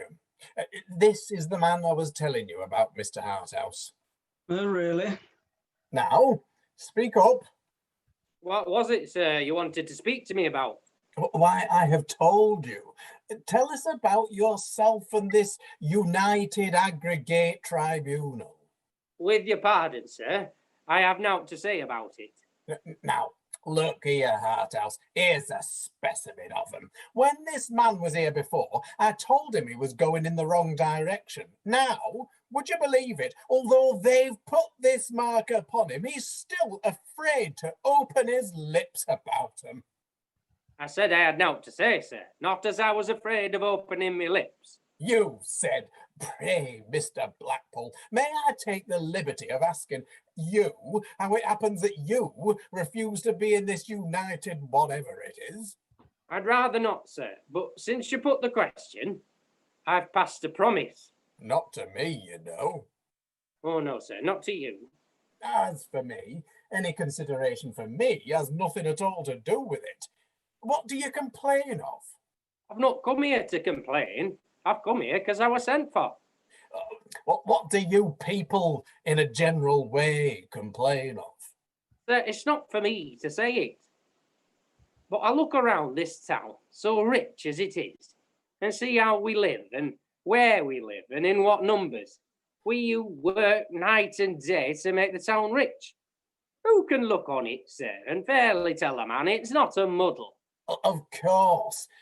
Now perhaps you'll let the gentleman know how you would set this muddle, as you're so fond of calling it, to rights. Sir, I can't with my little learning and my common ways tell the gentleman what will better all this. But I can tell him what will never do it. The strong hand will never do it. Rating people as so much power and regulating them as if they were figures in a sum will never do it. Thank you. Thank you very much for your learned dissertation. Now, it's clear to me that you are one of those chaps who have always got a grievance. I told you so last time you came here. Even the men in your own union will have nothing to do with you. I never thought those fellows could be right in anything, but I'll tell you what, I so far go along with them that I'll have nothing to do with you either. Sir? You can finish off what you're at and then you can go elsewhere. Sir, you know well that if I can't get work with you, I can't get it elsewhere. What I know, I know. And what you know, you know. I have no more to say about it. Oh, heaven help us in all this world. Go to the dreamless bed where grief reposes. Thy book of toil is read, the long day closes. Scene 10. Stephen's downfall. Rachel and Mrs. You with her.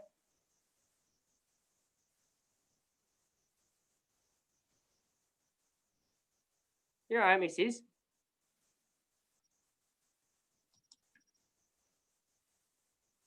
How come you with Rachel?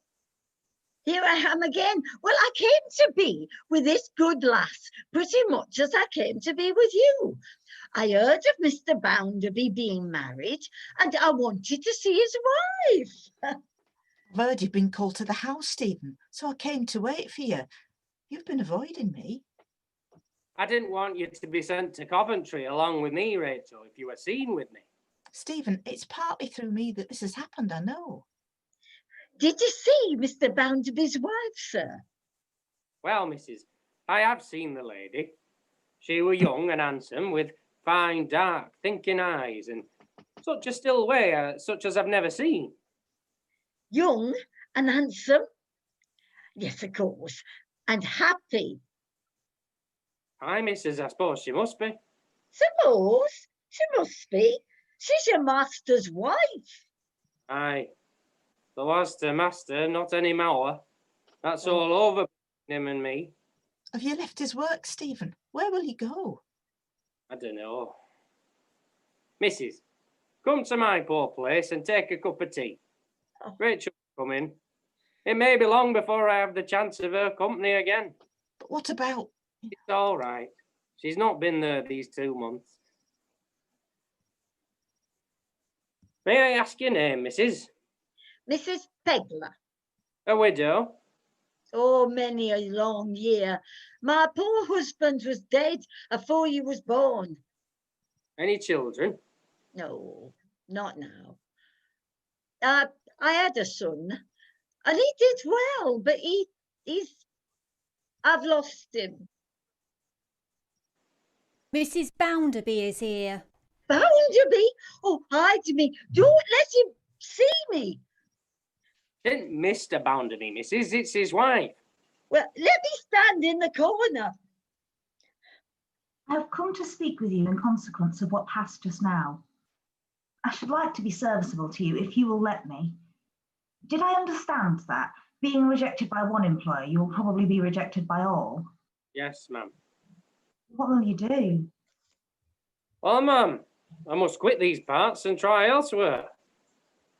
Will you tell him, for you know how, without offence, that this is freely his to help him on his way? I can't do that, young lady. It's for him to know what's right according to his own heart. Not even Rachel could make such a kind offer by any words kinder. To show I'm not a man without gratitude, I'll take £2. I'll borrow it to pay it back. Lou, before we go, I should like to speak with him a moment. If you'll step outside, Blackpool. I think I can do you a good turn. I work at the bank, you know. It may be possible, but I won't say what because if it might not come to anything. But there's no harm in trying. When are you off? Today is Monday. Why, sir, Friday or Saturday? Now look here. You know the light porter at the bank, Bitzer? He gave you the message tonight. Yes, sir. Very well.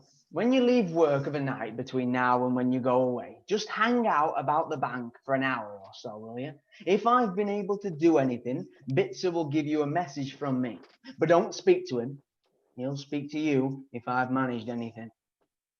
Are you sure you understand? I understand, sir.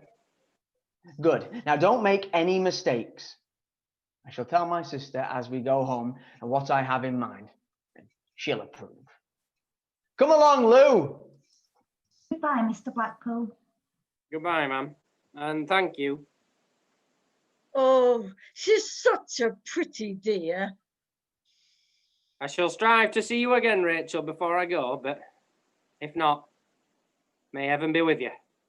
With you, Stephen, in all your wanderings, and may it send you peace and rest at last. The last red leaves fall round the porch of roses. The clock has ceased to sound. The long day closes.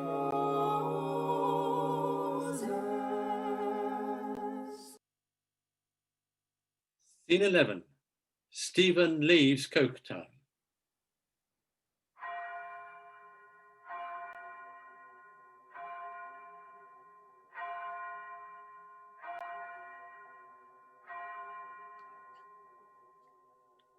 So Stephen left Coketown by the red brick streets, by the great silent factories, by the railway where the danger lights were glowing in the gathering darkness, by scattered red brick villas where the besmoked evergreens were sprinkled with a dirty powder, by coal dust paths and many varieties of ugliness. So strange, Thought Stephen. to turn from the chimneys to birds, to have road dust under my feet instead of coal grit. And the trees arched over him, whispering that he left a true and loving heart behind.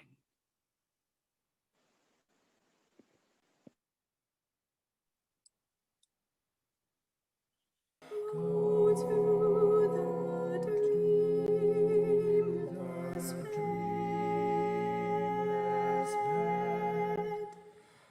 The long day closes.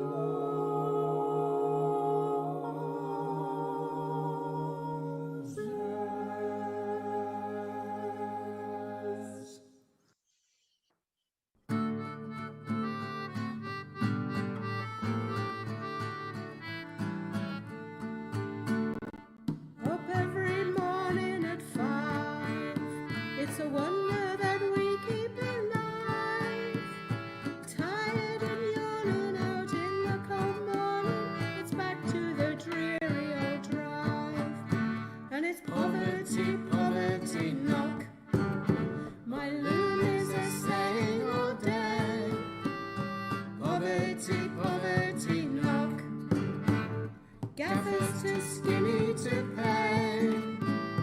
Poverty, poverty, knock. Keeping one eye on the clock. I know I can grapple when I hear my shuttle go. Poverty, poverty, knock. Oh dear, we're going to be late. Gaffer is stood at the gate. We're out of pocket, our wages they'll dock it. We'll have to buy grub on the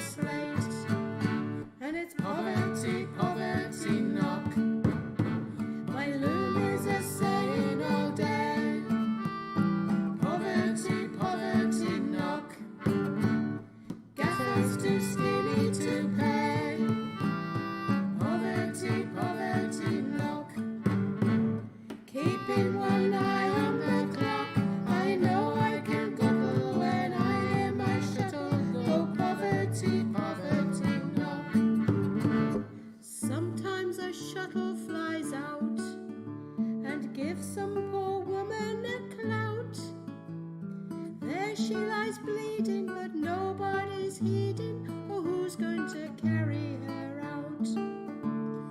Poverty, poverty, knock. My loom is a saying all day. Poverty, poverty, knock. Gaffers too skinny to pay. Poverty, poverty, knock. Keeping one eye on the clock. I know I can go to when I hear my shuttle go. Poverty.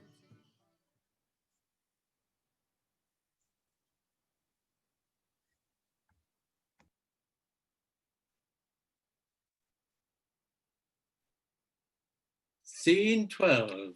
Mr. Harthouse makes his move.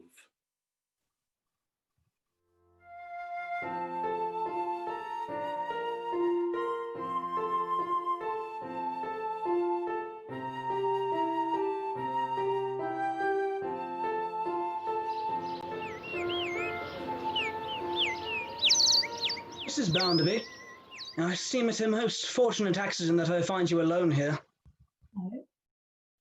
I have for some time wished to speak to you. Yes, Mr. Harthouse. Your brother, my young friend Tom. You have done so much for him. You are so fond of him. Yet I fear... Allow me to be frank. Do you think he gambles at all? I believe. I know he does. Of course he loses. Yes. Everybody who bets loses. May I hint that you sometimes perhaps supply him with the money for these purposes? You'll understand, Mr. Harthouse, that if I tell you what you're pressed to know, it is not by way of complaint. Even when I married, my brother was heavily in debt, heavily enough to oblige me to sell some trinkets. I sold them very willingly. They were quite worthless to me. Since then, I have given him at various times what money I could spare. In short, what money I have had. Sometimes as much as £100. Mrs. Bounderby, I cannot possibly be hard upon your brother, but I cannot forgive him for... I have said enough. I should have not alluded to it. You alarm me, Mr. Harthouse. Pray, let me know it. To be frank, I cannot forgive him for being so insensible of your unselfishness, of your sacrifices on his behalf. What you have done for him demands his constant love and gratitude, not his ill humour and caprice. Please, Mr. Harthouse. Pray, allow me to finish. Were I in his position, I... Louisa! Louisa Harthouse, have you heard? Heard what, my dear Bounderby? We've heard your bellowing. What is it? The bank's been robbed. You don't mean it. Robbed last night, sir, with a false key. Of much? Of £150. Is that all? All, sir. It's not the sum. It's the fact of my bank being robbed, and of who robbed it. Someone suspected. More than suspected. What would you say to a hand being in it, eh? Not our friend Blackpot, I hope. Say pool instead of pot, sir, and that's the man. Quite so. Oh, I hope not. Oh, yes. Been watching the bank, he has, every night for a week. But there are more of them in it. An old woman, she's been watching the bank too. Lou, Mrs. Sparsit's nerves have been acted upon by this business, and she'll stay here a day or two. So make her comfortable. Thank you very much, sir. But pray don't let my comfort be a consideration. Anything will do for me. Mary, take Mrs. Sparsit into the house. Yes, ma'am. Let's go in too. You need a drink, Bounderby.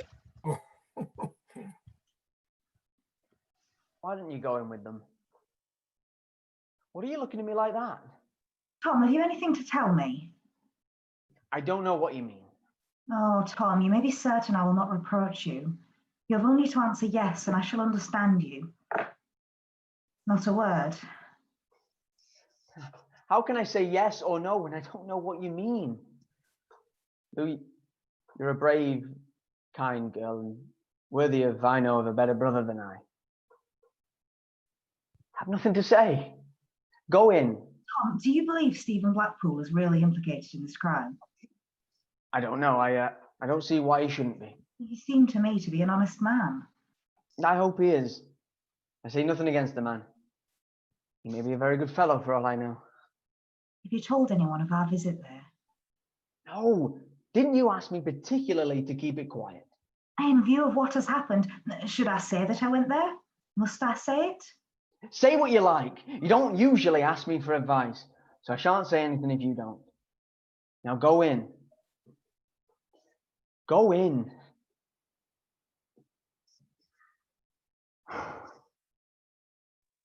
Scene 13.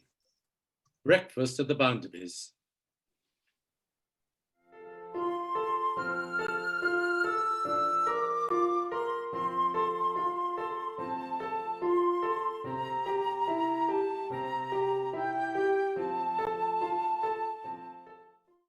It appears but yesterday, sir, that I had the honour of receiving you at the bank. An occasion, to be sure, not to be forgotten by myself in the course of the ages, ma'am.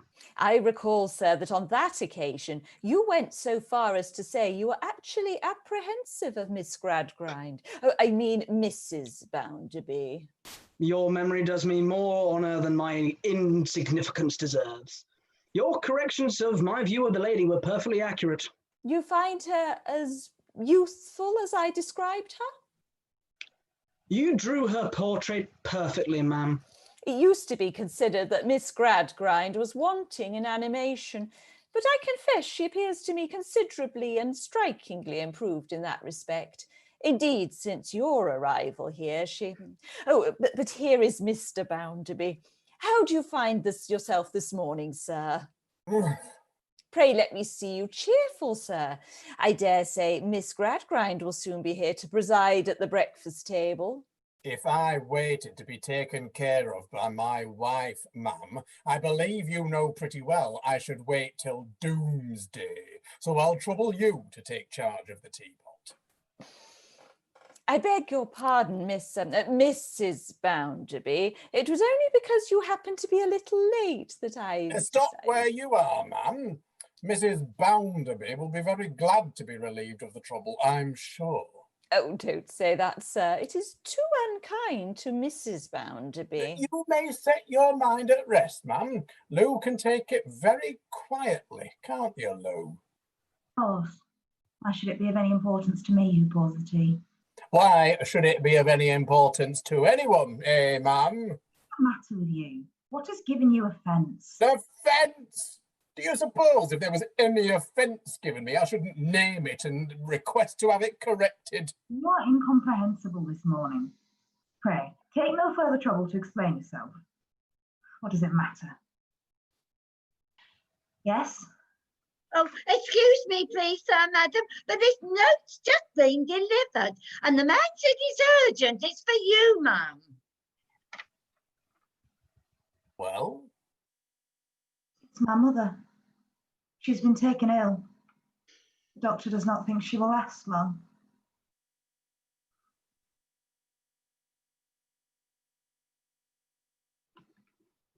I will go to her.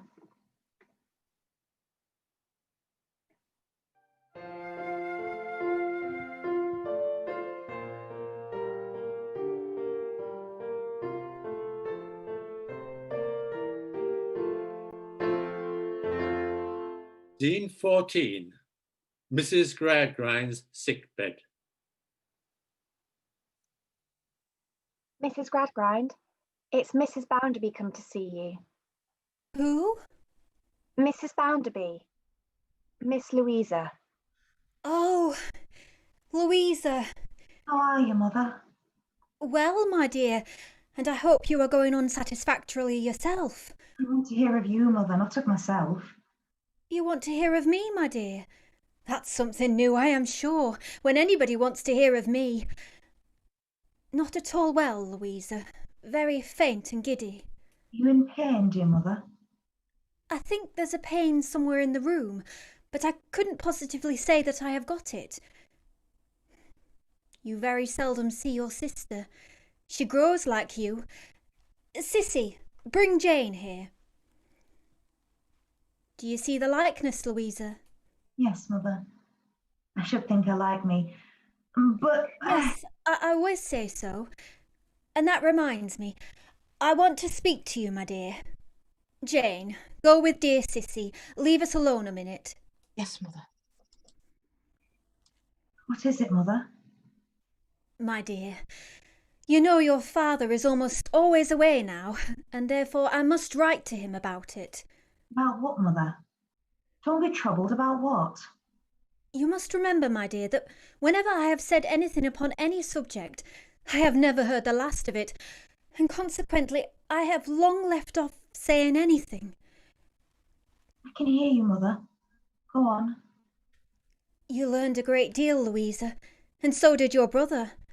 Ologies of all kinds from morning to night. But there is something, not an ology at all, that your father has missed or forgotten, Louisa. I don't know what it is. I have often sat with Sissy near me and thought about it. I shall never get its name now. But your father may. It makes me restless. I want to write to him to find out. Oh, for God's sake, what is it? Give me a pen. Give me a pen. Mother. Mother. She has heard the last of it after all.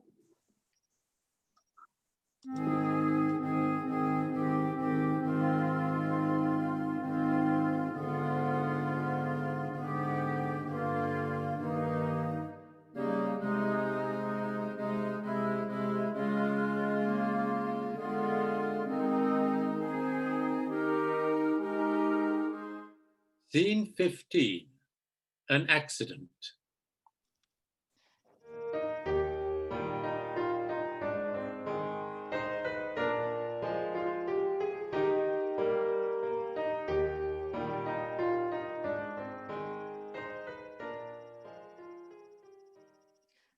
Dearest Stephen, I write to you in doubt and fear for your safety. There's been a robbery at Mr Bounderby's bank and... Oh, Stephen, I can hardly write this. You are suspected. There are warrants out for your arrest. They say you were seen acting suspiciously around the bank before you went away. Stephen, you must come back to Coketown and clear your name. Yours ever, Rachel. Aye, lass, I must come back. Not for my sake, but for yours. Will there never be an end of this muddle? Ah! Help! Help!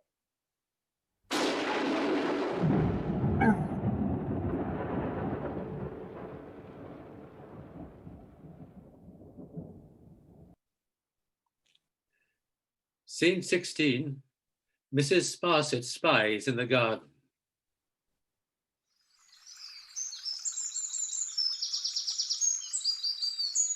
Did I collect the man, Mr Harthouse? His face and manner and what he said? Blackpool? Oh, perfectly. And an infinitely dreary person he appeared to be. It's been very difficult for me to think ill of that man. He seemed honest. Then why has he not appeared to clear his name? I do not know. Since my mother's death, Say no more of it. I would rather talk of you. Harthouse, I wish you would not say such things to me. I wish you would not come here at all. I came into the garden to be alone, to think. My dearest love, knowing your husband to be absent on business, was it possible that I could stay away? I am a worthless fellow, never claimed to be otherwise, but your company is precious to me. The only time I'm not bored out of my mind is when I'm with you. Will you not let me stay? Not here. Where, Louisa? Shall I ride up to the house a few minutes hence, innocently supposing that its master is at home and will be charmed to receive me? No. Your cruel commands are to be implicitly obeyed. Though I am the most unfortunate fellow in the world, I believe to have been insensible to all other women, and to have fallen prostrate at last under the foot of the most beautiful and the most imperious. Harthouse, it is raining. Louisa, come away with me tonight. I cannot. cannot. I cannot. I love you, Louisa. What do I know of love? Let me go, Mr. Harthouse. Never. Not before I have kissed your lips. Come with me. This is it, my lady. Elopement. Your foot is on the last step now, and I shall never rest until I have plunged you into the abyss.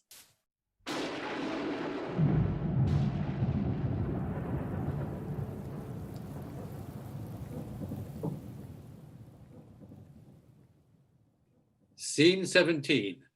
Louisa forsakes Harthouse.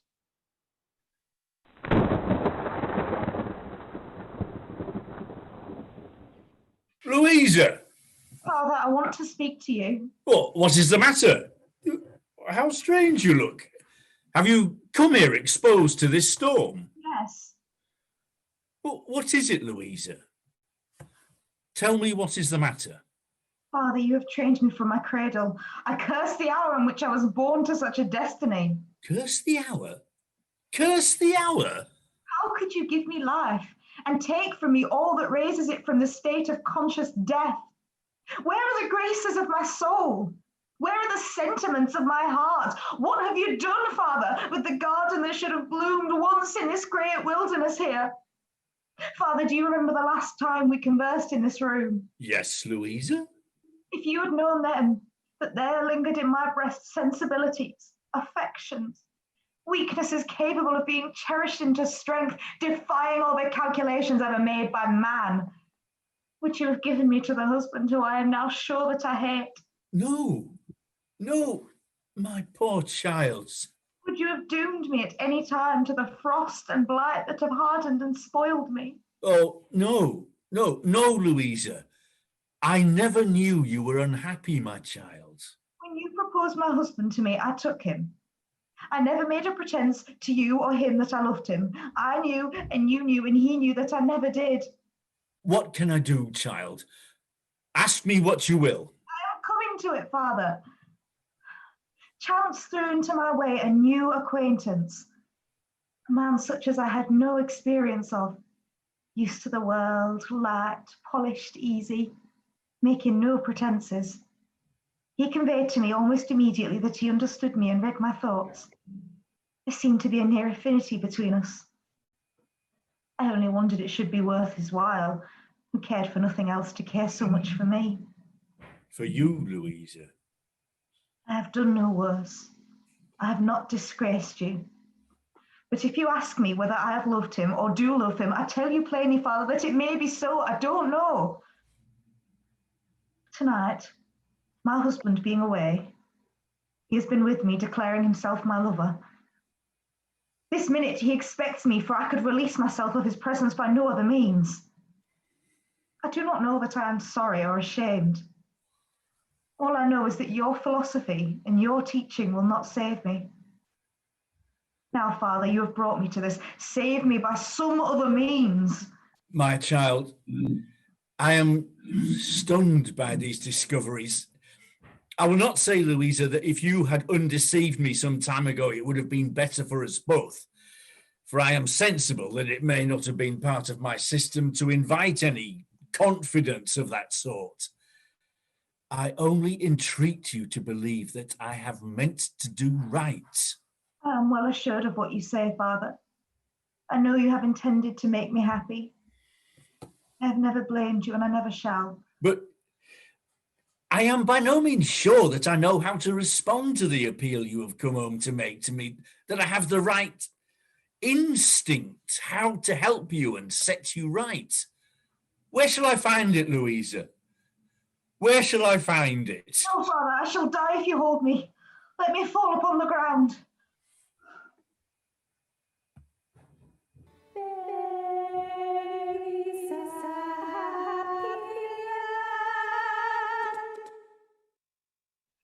Scene 18.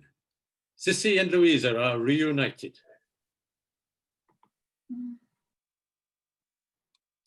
When was I brought to this room? Last night, Louisa. Who brought me here? Sissy, I believe. Why do you believe so? because I found her here this morning. She didn't come to my bedside to wake me as she always does, and I went to look for her. I found her here, taking care of you and cooling your head. What a beaming face you have, Jane. Have I? I'm very glad you think so. I am sure it must be Sissy's doing. This room is so cheerful. It must have been you who gave it this look of welcome. Oh no, Louisa, it was done before I came. It was, oh, I'll go and tell Father you're awake. I hope I've not disturbed you. I've come to ask you if you would let me stay with you. Why should you stay with me? My sister will miss you. You're everything to her. Am I? I would be something to you if I might. What? Whatever you want most of, if I could be that. My father sent you to me. No, he told me that I might come in now, but he sent me away from the room this morning. Or at least... At least what? I thought it best myself that I should be sent away, for I feel very uncertain whether you would like to find me here. Have I always hated you so much? I hope not, for I have always loved you. But you changed to me a little, shortly before you left home. Not that I wondered at it. You knew so much, and I knew so little. And it was all so natural, going as you were among other friends, that I was not at all hurt. You know what I am, Sissy? I am so proud and so hardened, so confused and troubled, so resentful and unjust to everyone and to myself, that everything is stormy, dark and wicked to me. Does not that repel you? No. Oh, Sissy, stay with me. Help me. He's who tender shepherd he me, bless thy little lambs tonight. Through the darkness be thou near me, watch my sleep till morning light. Scene 19. Sissy confronts Mr. Harthouse.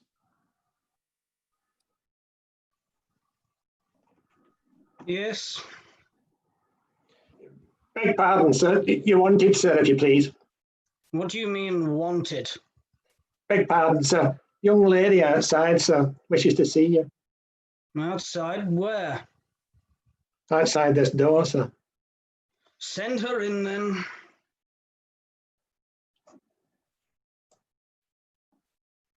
You wanted to see me? I don't believe I've had the pleasure. Mr. Harthouse. Yes?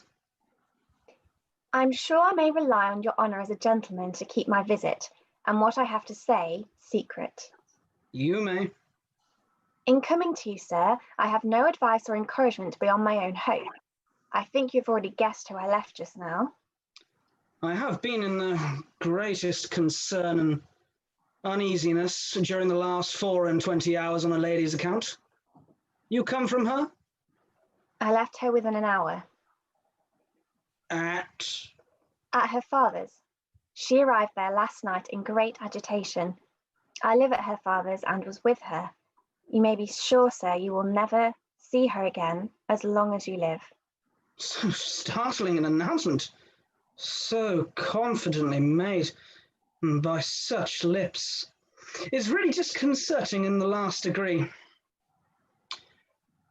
May I be permitted to inquire if you are charged to convey such a message of hopelessness by the lady we speak of? I have no charge from her. Then I cling to the belief that your assertions are unfounded. Sir, I repeat, the first object of my coming here is to assure you that there is no more hope of your ever speaking with her again than there would be if she had died when she came home last night. Well, if such is the case, I shall not become the lady's persecutor.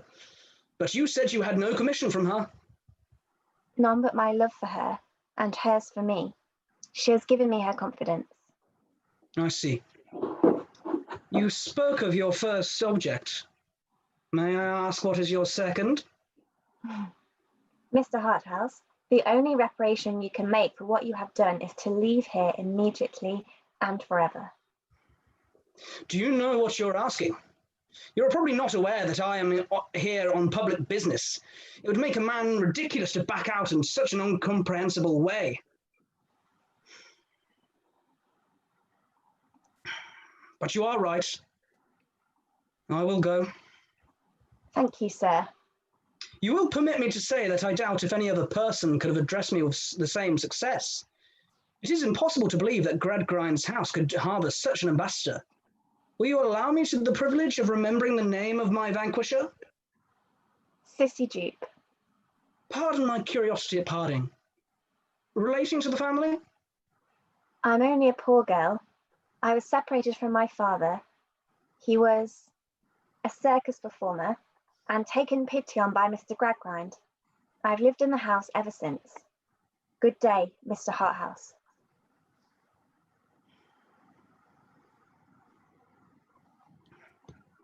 Wanted only that to complete the defeat. Only a poor girl, a circus child. Only James Harthouse made of nothing. Only James Harthouse, a Greek pyramid of failure. There's an idea. Dear brother, all up at Coketown. Bored out of the place and going in for camels. Will you send my address in Egypt? Affectionately, Jem. Once I was happy, but now I'm forlorn, like an old coat that is tattered and torn, left on this wild world to fret and to mourn, betrayed by a maid in her teens. Mr Harthouse wrote 2 more notes, one to Mr Bounderby and one to Mr Gradgrind, announcing his retirement from that part of the country. Almost as soon as the ink was dry, he had left the tall chimneys of Coketown behind and was in a railway carriage, tearing and glaring over the dark landscape. Meanwhile, the indefatigable Mrs Sparsit, with a violent cold upon her, her voice reduced to a whisper, and her stately frame so racked by continual sneezes that it seemed in danger of dismemberment, had given chase to her patron until she found him in the metropolis. Having detonated the explosives with which she was charged, she was crammed into a coach by Mr Bounderby and borne off to Stone Lodge to conduct the father of the erring wife.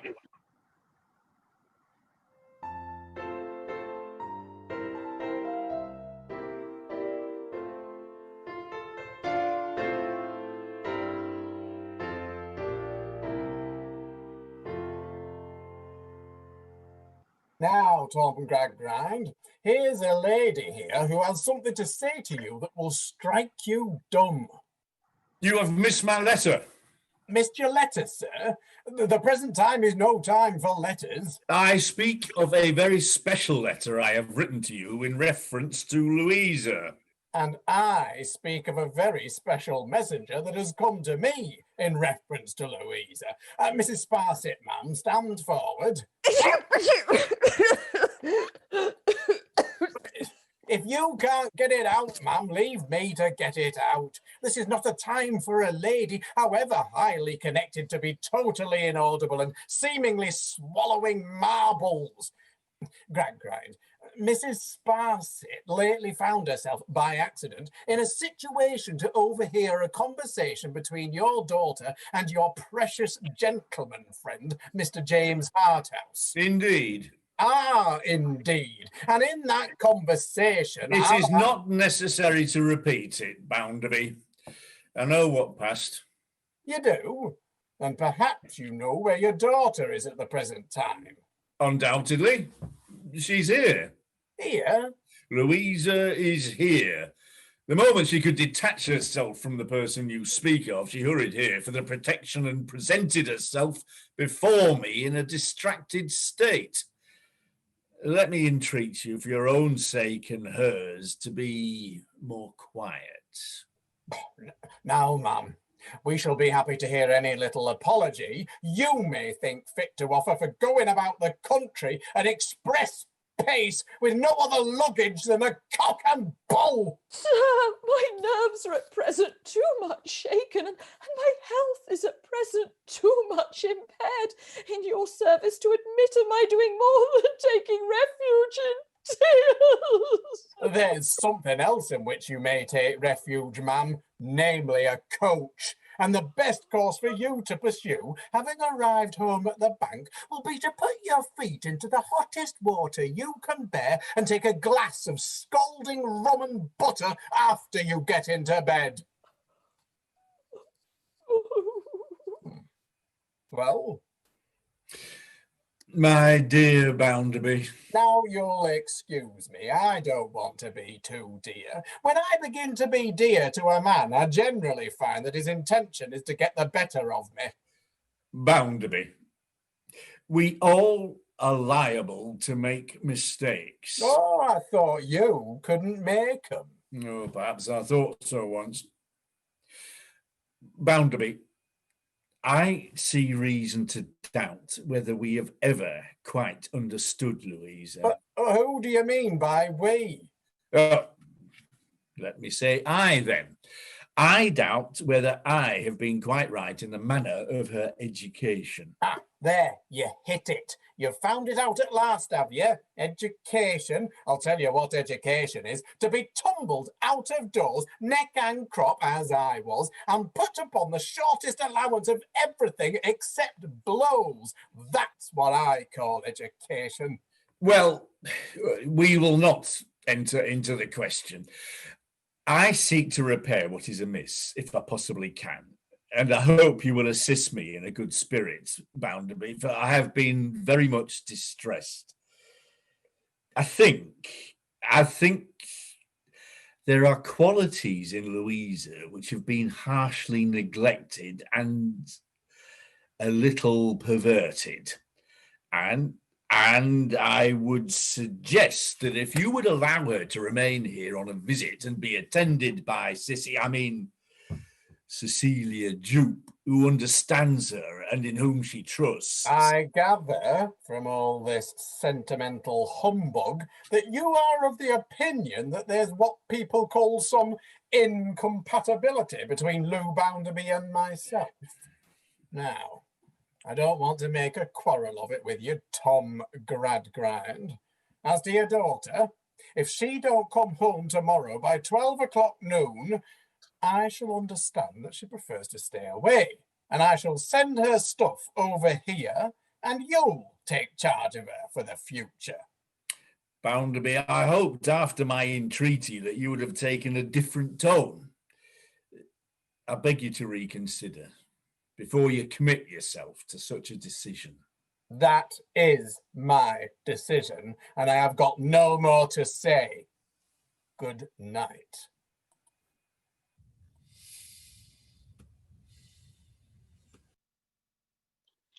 So Mr. Bounderby went home to bed. At 5 minutes past 12 o'clock next day, he directed Mrs. Bounderby's property to be carefully packed up and sent to Tom Gradgrind's, and resumed a bachelor life. But the bank robbery was not forgotten.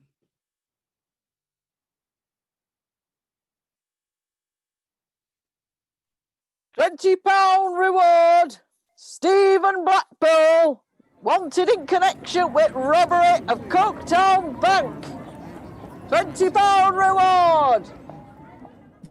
Who is it?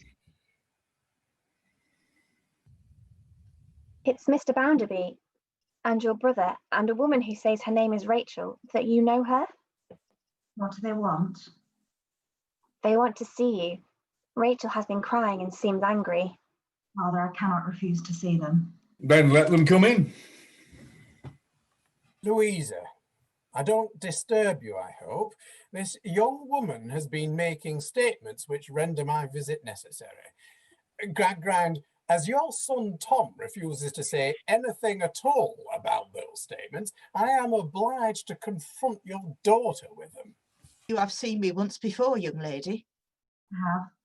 Will you make it known where and who was there? I went to Stephen Blackpool's lodging on the night he was discharged from his work. You and he were there, and an old woman who stood in a dark corner. My brother was with me. Why couldn't he say so then? I promised my sister I wouldn't. Young lady, why did you ever come to Stephen's that night? I felt compassion for him, and I wished to offer him assistance. Thank you, ma'am. Much flattered and obliged.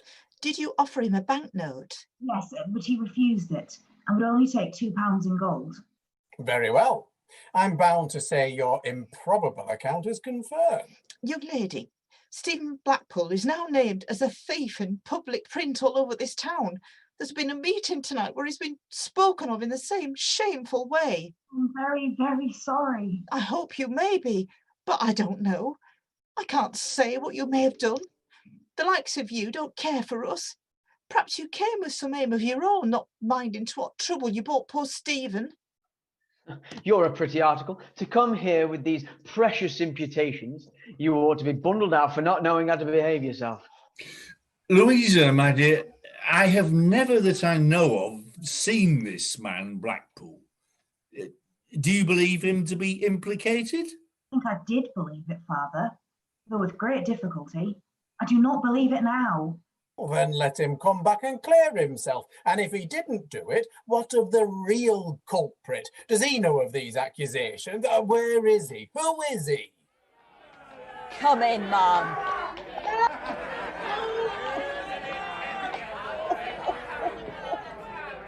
Come in, Mum. Come in, or we'll have you dragged in.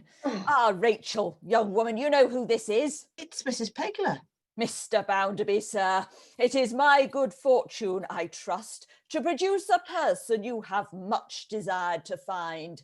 This is the woman who was seen spying around the bank. What do you mean by this? I ask you, what do you mean by this, Mrs. Sparsit, ma'am? Sir?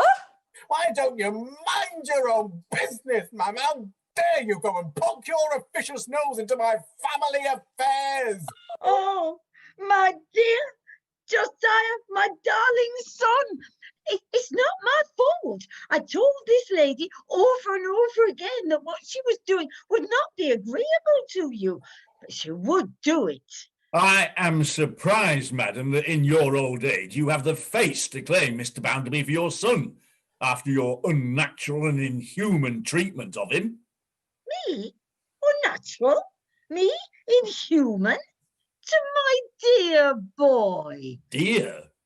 Yes, in his self-made prosperity, madam, I dare say.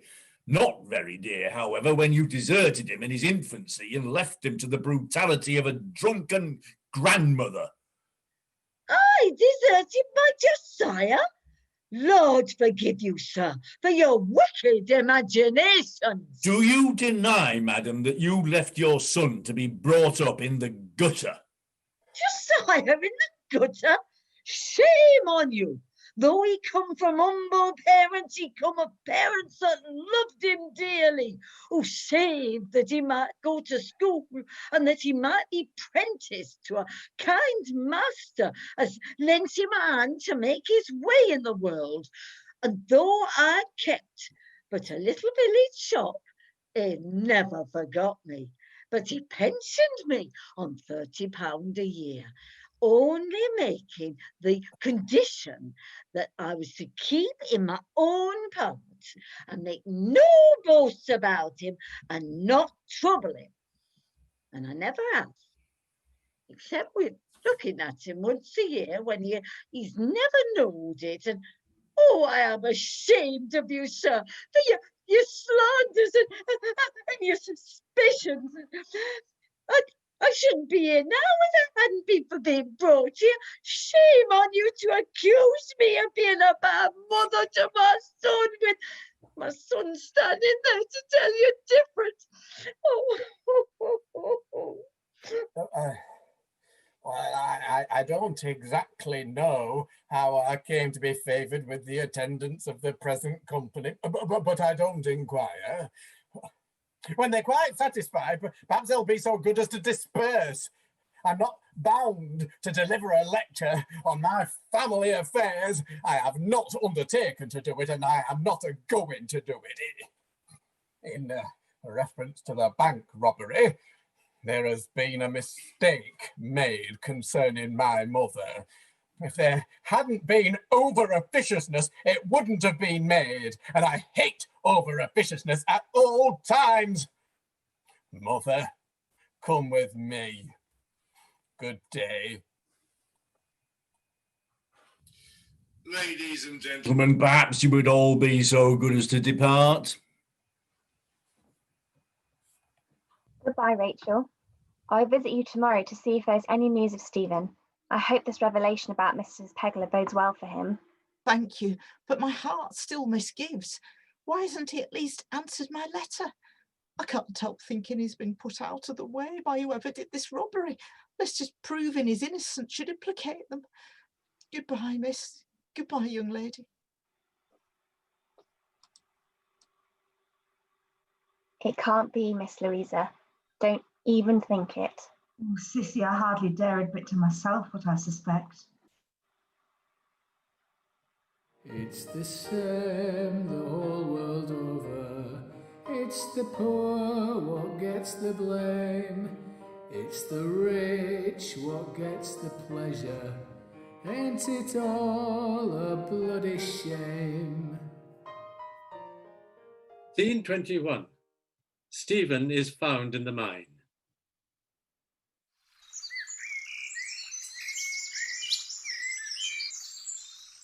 That Sunday was a bright Sunday in autumn, clear and cool, when early in the morning, Sissy and Rachel met to walk in the country. Though the landscape was blotted here and there with heaps of coal, it was green elsewhere, and there were trees to see, and there were larks singing.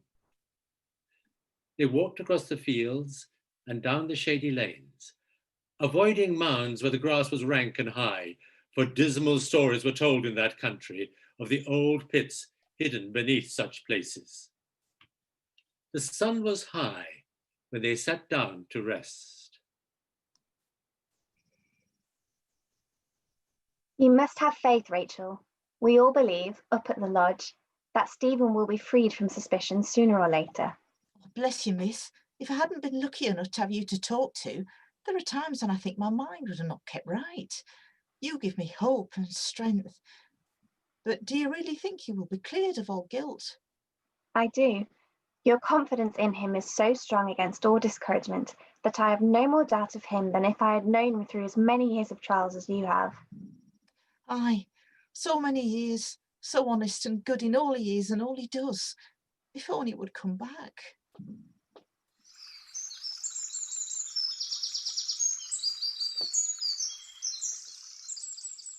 I think we must be the first to have been here all summer.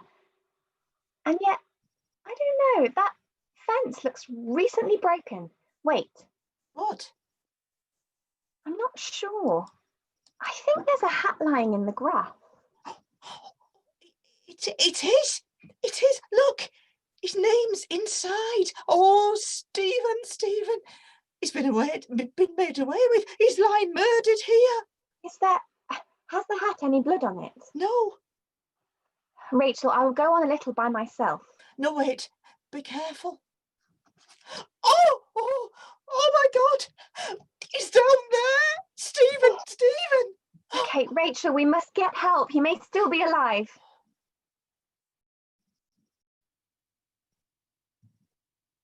It was late that evening when Stephen was finally brought to the surface.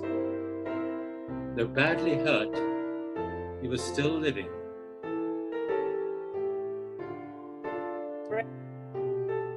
Don't go. You're in pain, Stephen. I have been, but not now. It's over now. Look up yonder, Rachel. What is it? Yonder star. It has shined upon me in my pain and trouble down below. I've looked at it and thought of you, Rachel, till the muddle in my mind have cleared away a bit. Lady, you have a father. Will you take a message to him? He is here. Shall I bring him to you? If you please. Sir, you will clear me and make my name good with all men. How may I do so? Your son will tell you how. Ask him. I make no charges. I have seen and spoken with your son one night. I ask no more of you than that you clear my name, and I trust you to do it. You heard what he said? Yes, you must escape at once for your father's sake and your own. Where can I go? I have very little money. I don't know who will hide me. Mr. Sleary's circus is performing in the next town, 10 miles along the Liverpool Road. If you go there and give him your name, he will hide you till I come, and then you may be got away abroad. Louisa and I will tell your father. Louisa? She knows what you've done. We have both suspected it for a while now. Now go. Thank you. I'll be there before morning. Come, we must move him now. Rachel, don't let go of my hand. We may walk together tonight. We'll hold your hand and keep beside you, Stephen, all the way. Bless you. Often as I watched yon star shining down on me, I thought it was star as guided to our Saviour's home. I almost think it be the very star.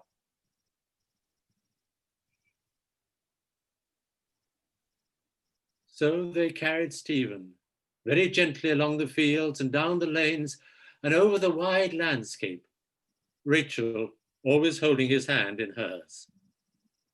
Very few whispers broke the mournful silence. It was soon a funeral procession.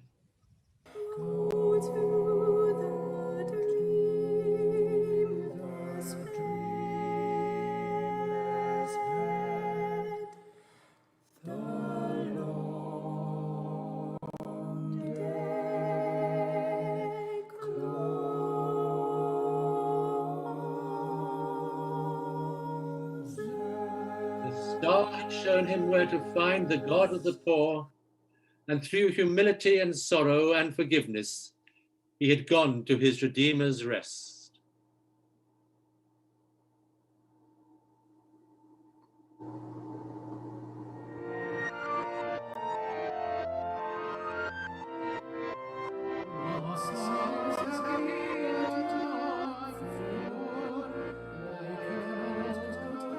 Mr. Gradgrind is humbled by all the fun of the circus. Roll up, roll up, roll up. Ladies and gentlemen, boys, girls, and others, Slearys Sensational Circus makes its long-awaited return to, where are we? The Coketown area, fresh from its prestigious peregrinations.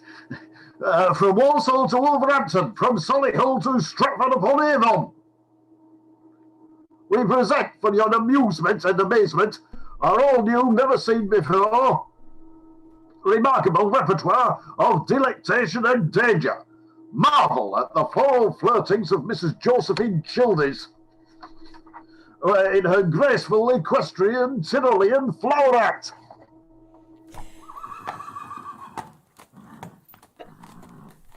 Hey. Thrilled to Mr. E.W.B. Childers in Dick Turpin's famous ride. Come on, Blackface! You can...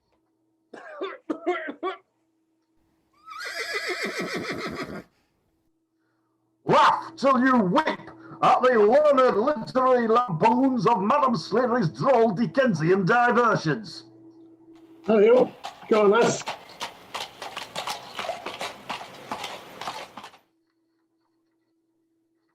Now, what I want is facts.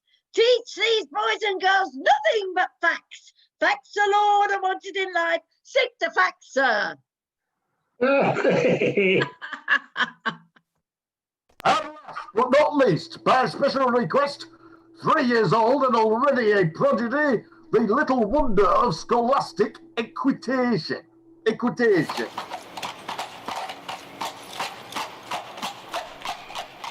Saddled astride a galloping steed, the infant genius will elucidate any excruciating educational conundrum. Ask him your questions, ladies and gentlemen. How do you solve quadratic equations? X equals minus b plus or minus the square root of b squared minus 4ac all over 2a. Ooh.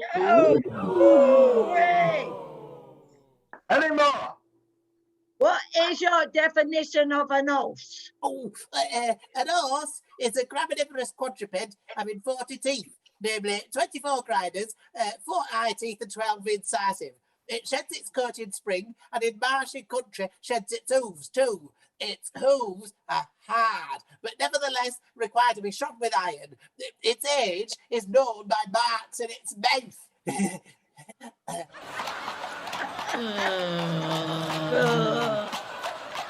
Oh, there, lovey. Never mind, dear.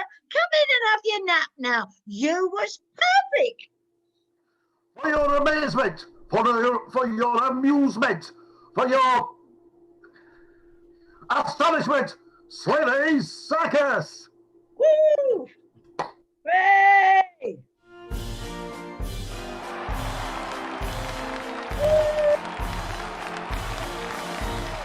Ophelia, oh, it does me good to see you. You was always a favourite with us, and you've done us credit since the old times, I'm sure. You must see our people, my dear, before we speak of business, or they'll break their hearts. Here's Mrs. Sleary. Oh, Sissy, me love, you look such a fine lady. And here's Josephine, has been and got married to E.W.B. Childers.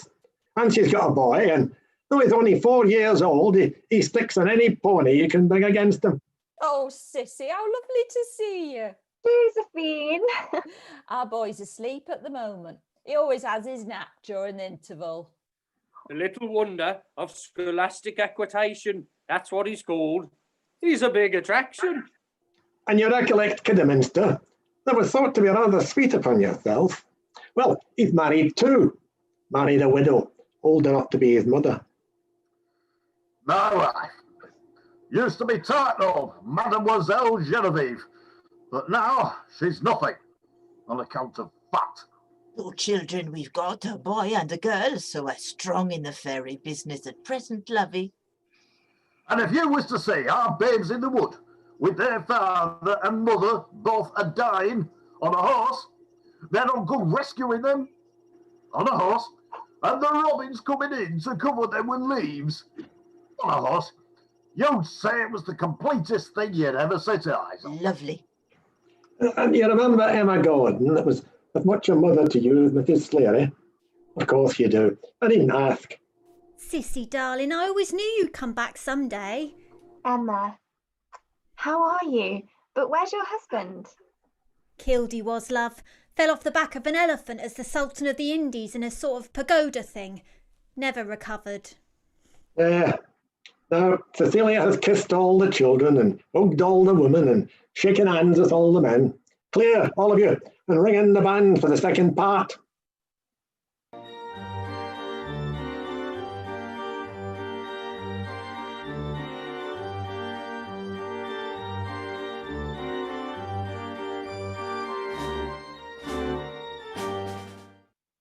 Cecilia, I don't have to know any secrets, but I suppose this is Miss Squire.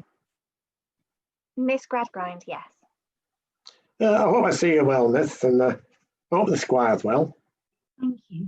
My father will be here soon. Is my brother safe? Oh, safe and sound.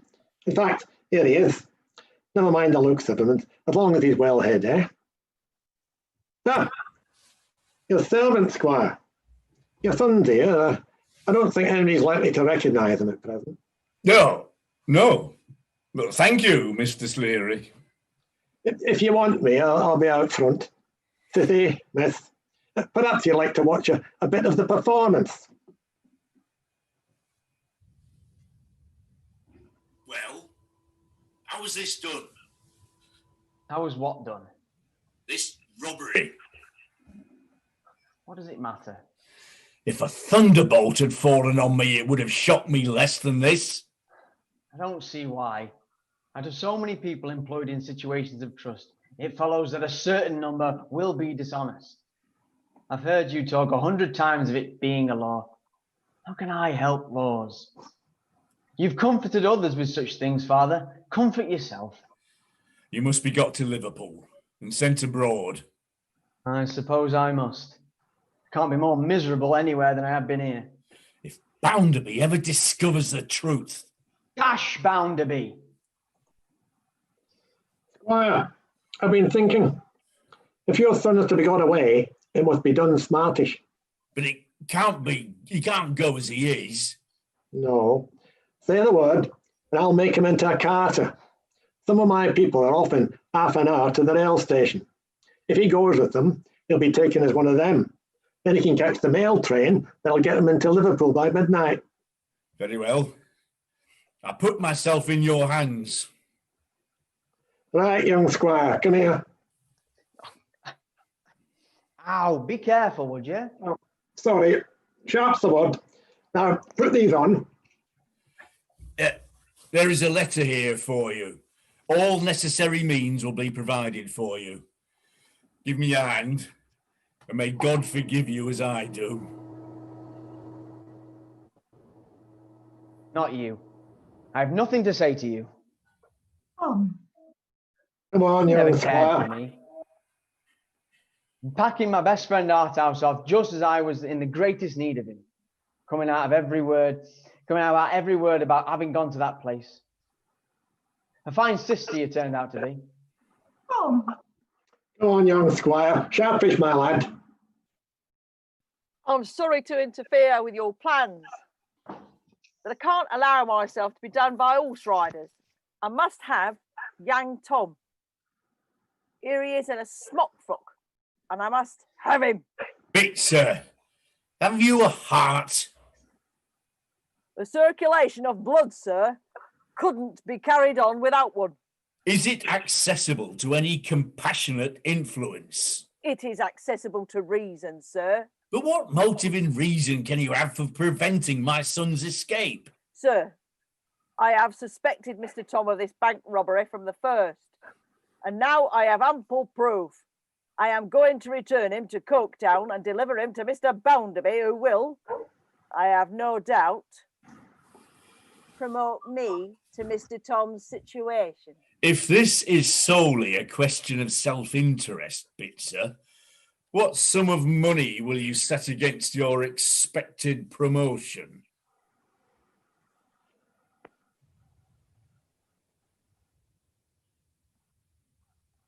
Thank you, sir. I have gone over the calculations in my mind, and I find that to make myself accessory to a crime, even on very good terms indeed, would not be as safe and as good for me as my improved prospects in the bank.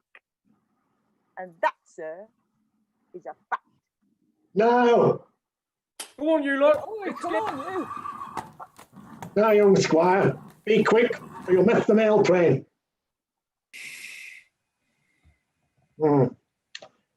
Very impetuous peoples, my people, squire. Once they take a dislike to a person. I didn't want to know what your son had done, but although it's a serious thing, you stood by Cecilia, and I'll stand by you. Thank you, Mr. Sleary.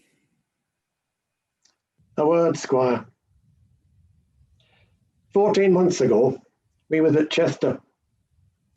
One morning, a dog came in by the stage door. He had travelled a long way. He was in a very bad condition, lame and nearly blind. He went round our children one after another, as if he was seeking for one he knew. Then he came to me, stood up in his hind legs, wagged his tail, and died. Squire, that dog was Merrylegs. Sissy's father's dog. Yes, squire. Now, I take my oath, from my knowledge of that dog, that that man was dead. He'd never have come back otherwise. She still keeps the bottle that he sent her for, the 9 oils. Should we tell her? No, squire. Why unsettle her mind and make her unhappy? Whether her father basely deserted her, whether he broke his heart alone rather than pull her down along with him, will never be known now. Not till we know how the dogs find us out. She will believe in his affection to the last moment of her life. It seems to suggest, don't it, squire, that there is love in the world, not all self-interest after all. Cecilia, my dear, kiss me and goodbye.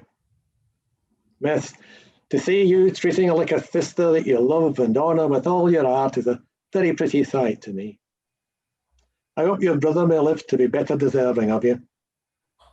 Squire, shake hands, first and last. Don't be cross with us poor vagabonds. People can't always be a working. They ain't made for it. You must have a squire. Do the wise thing and the kind thing too, and make the best of it, not the worst.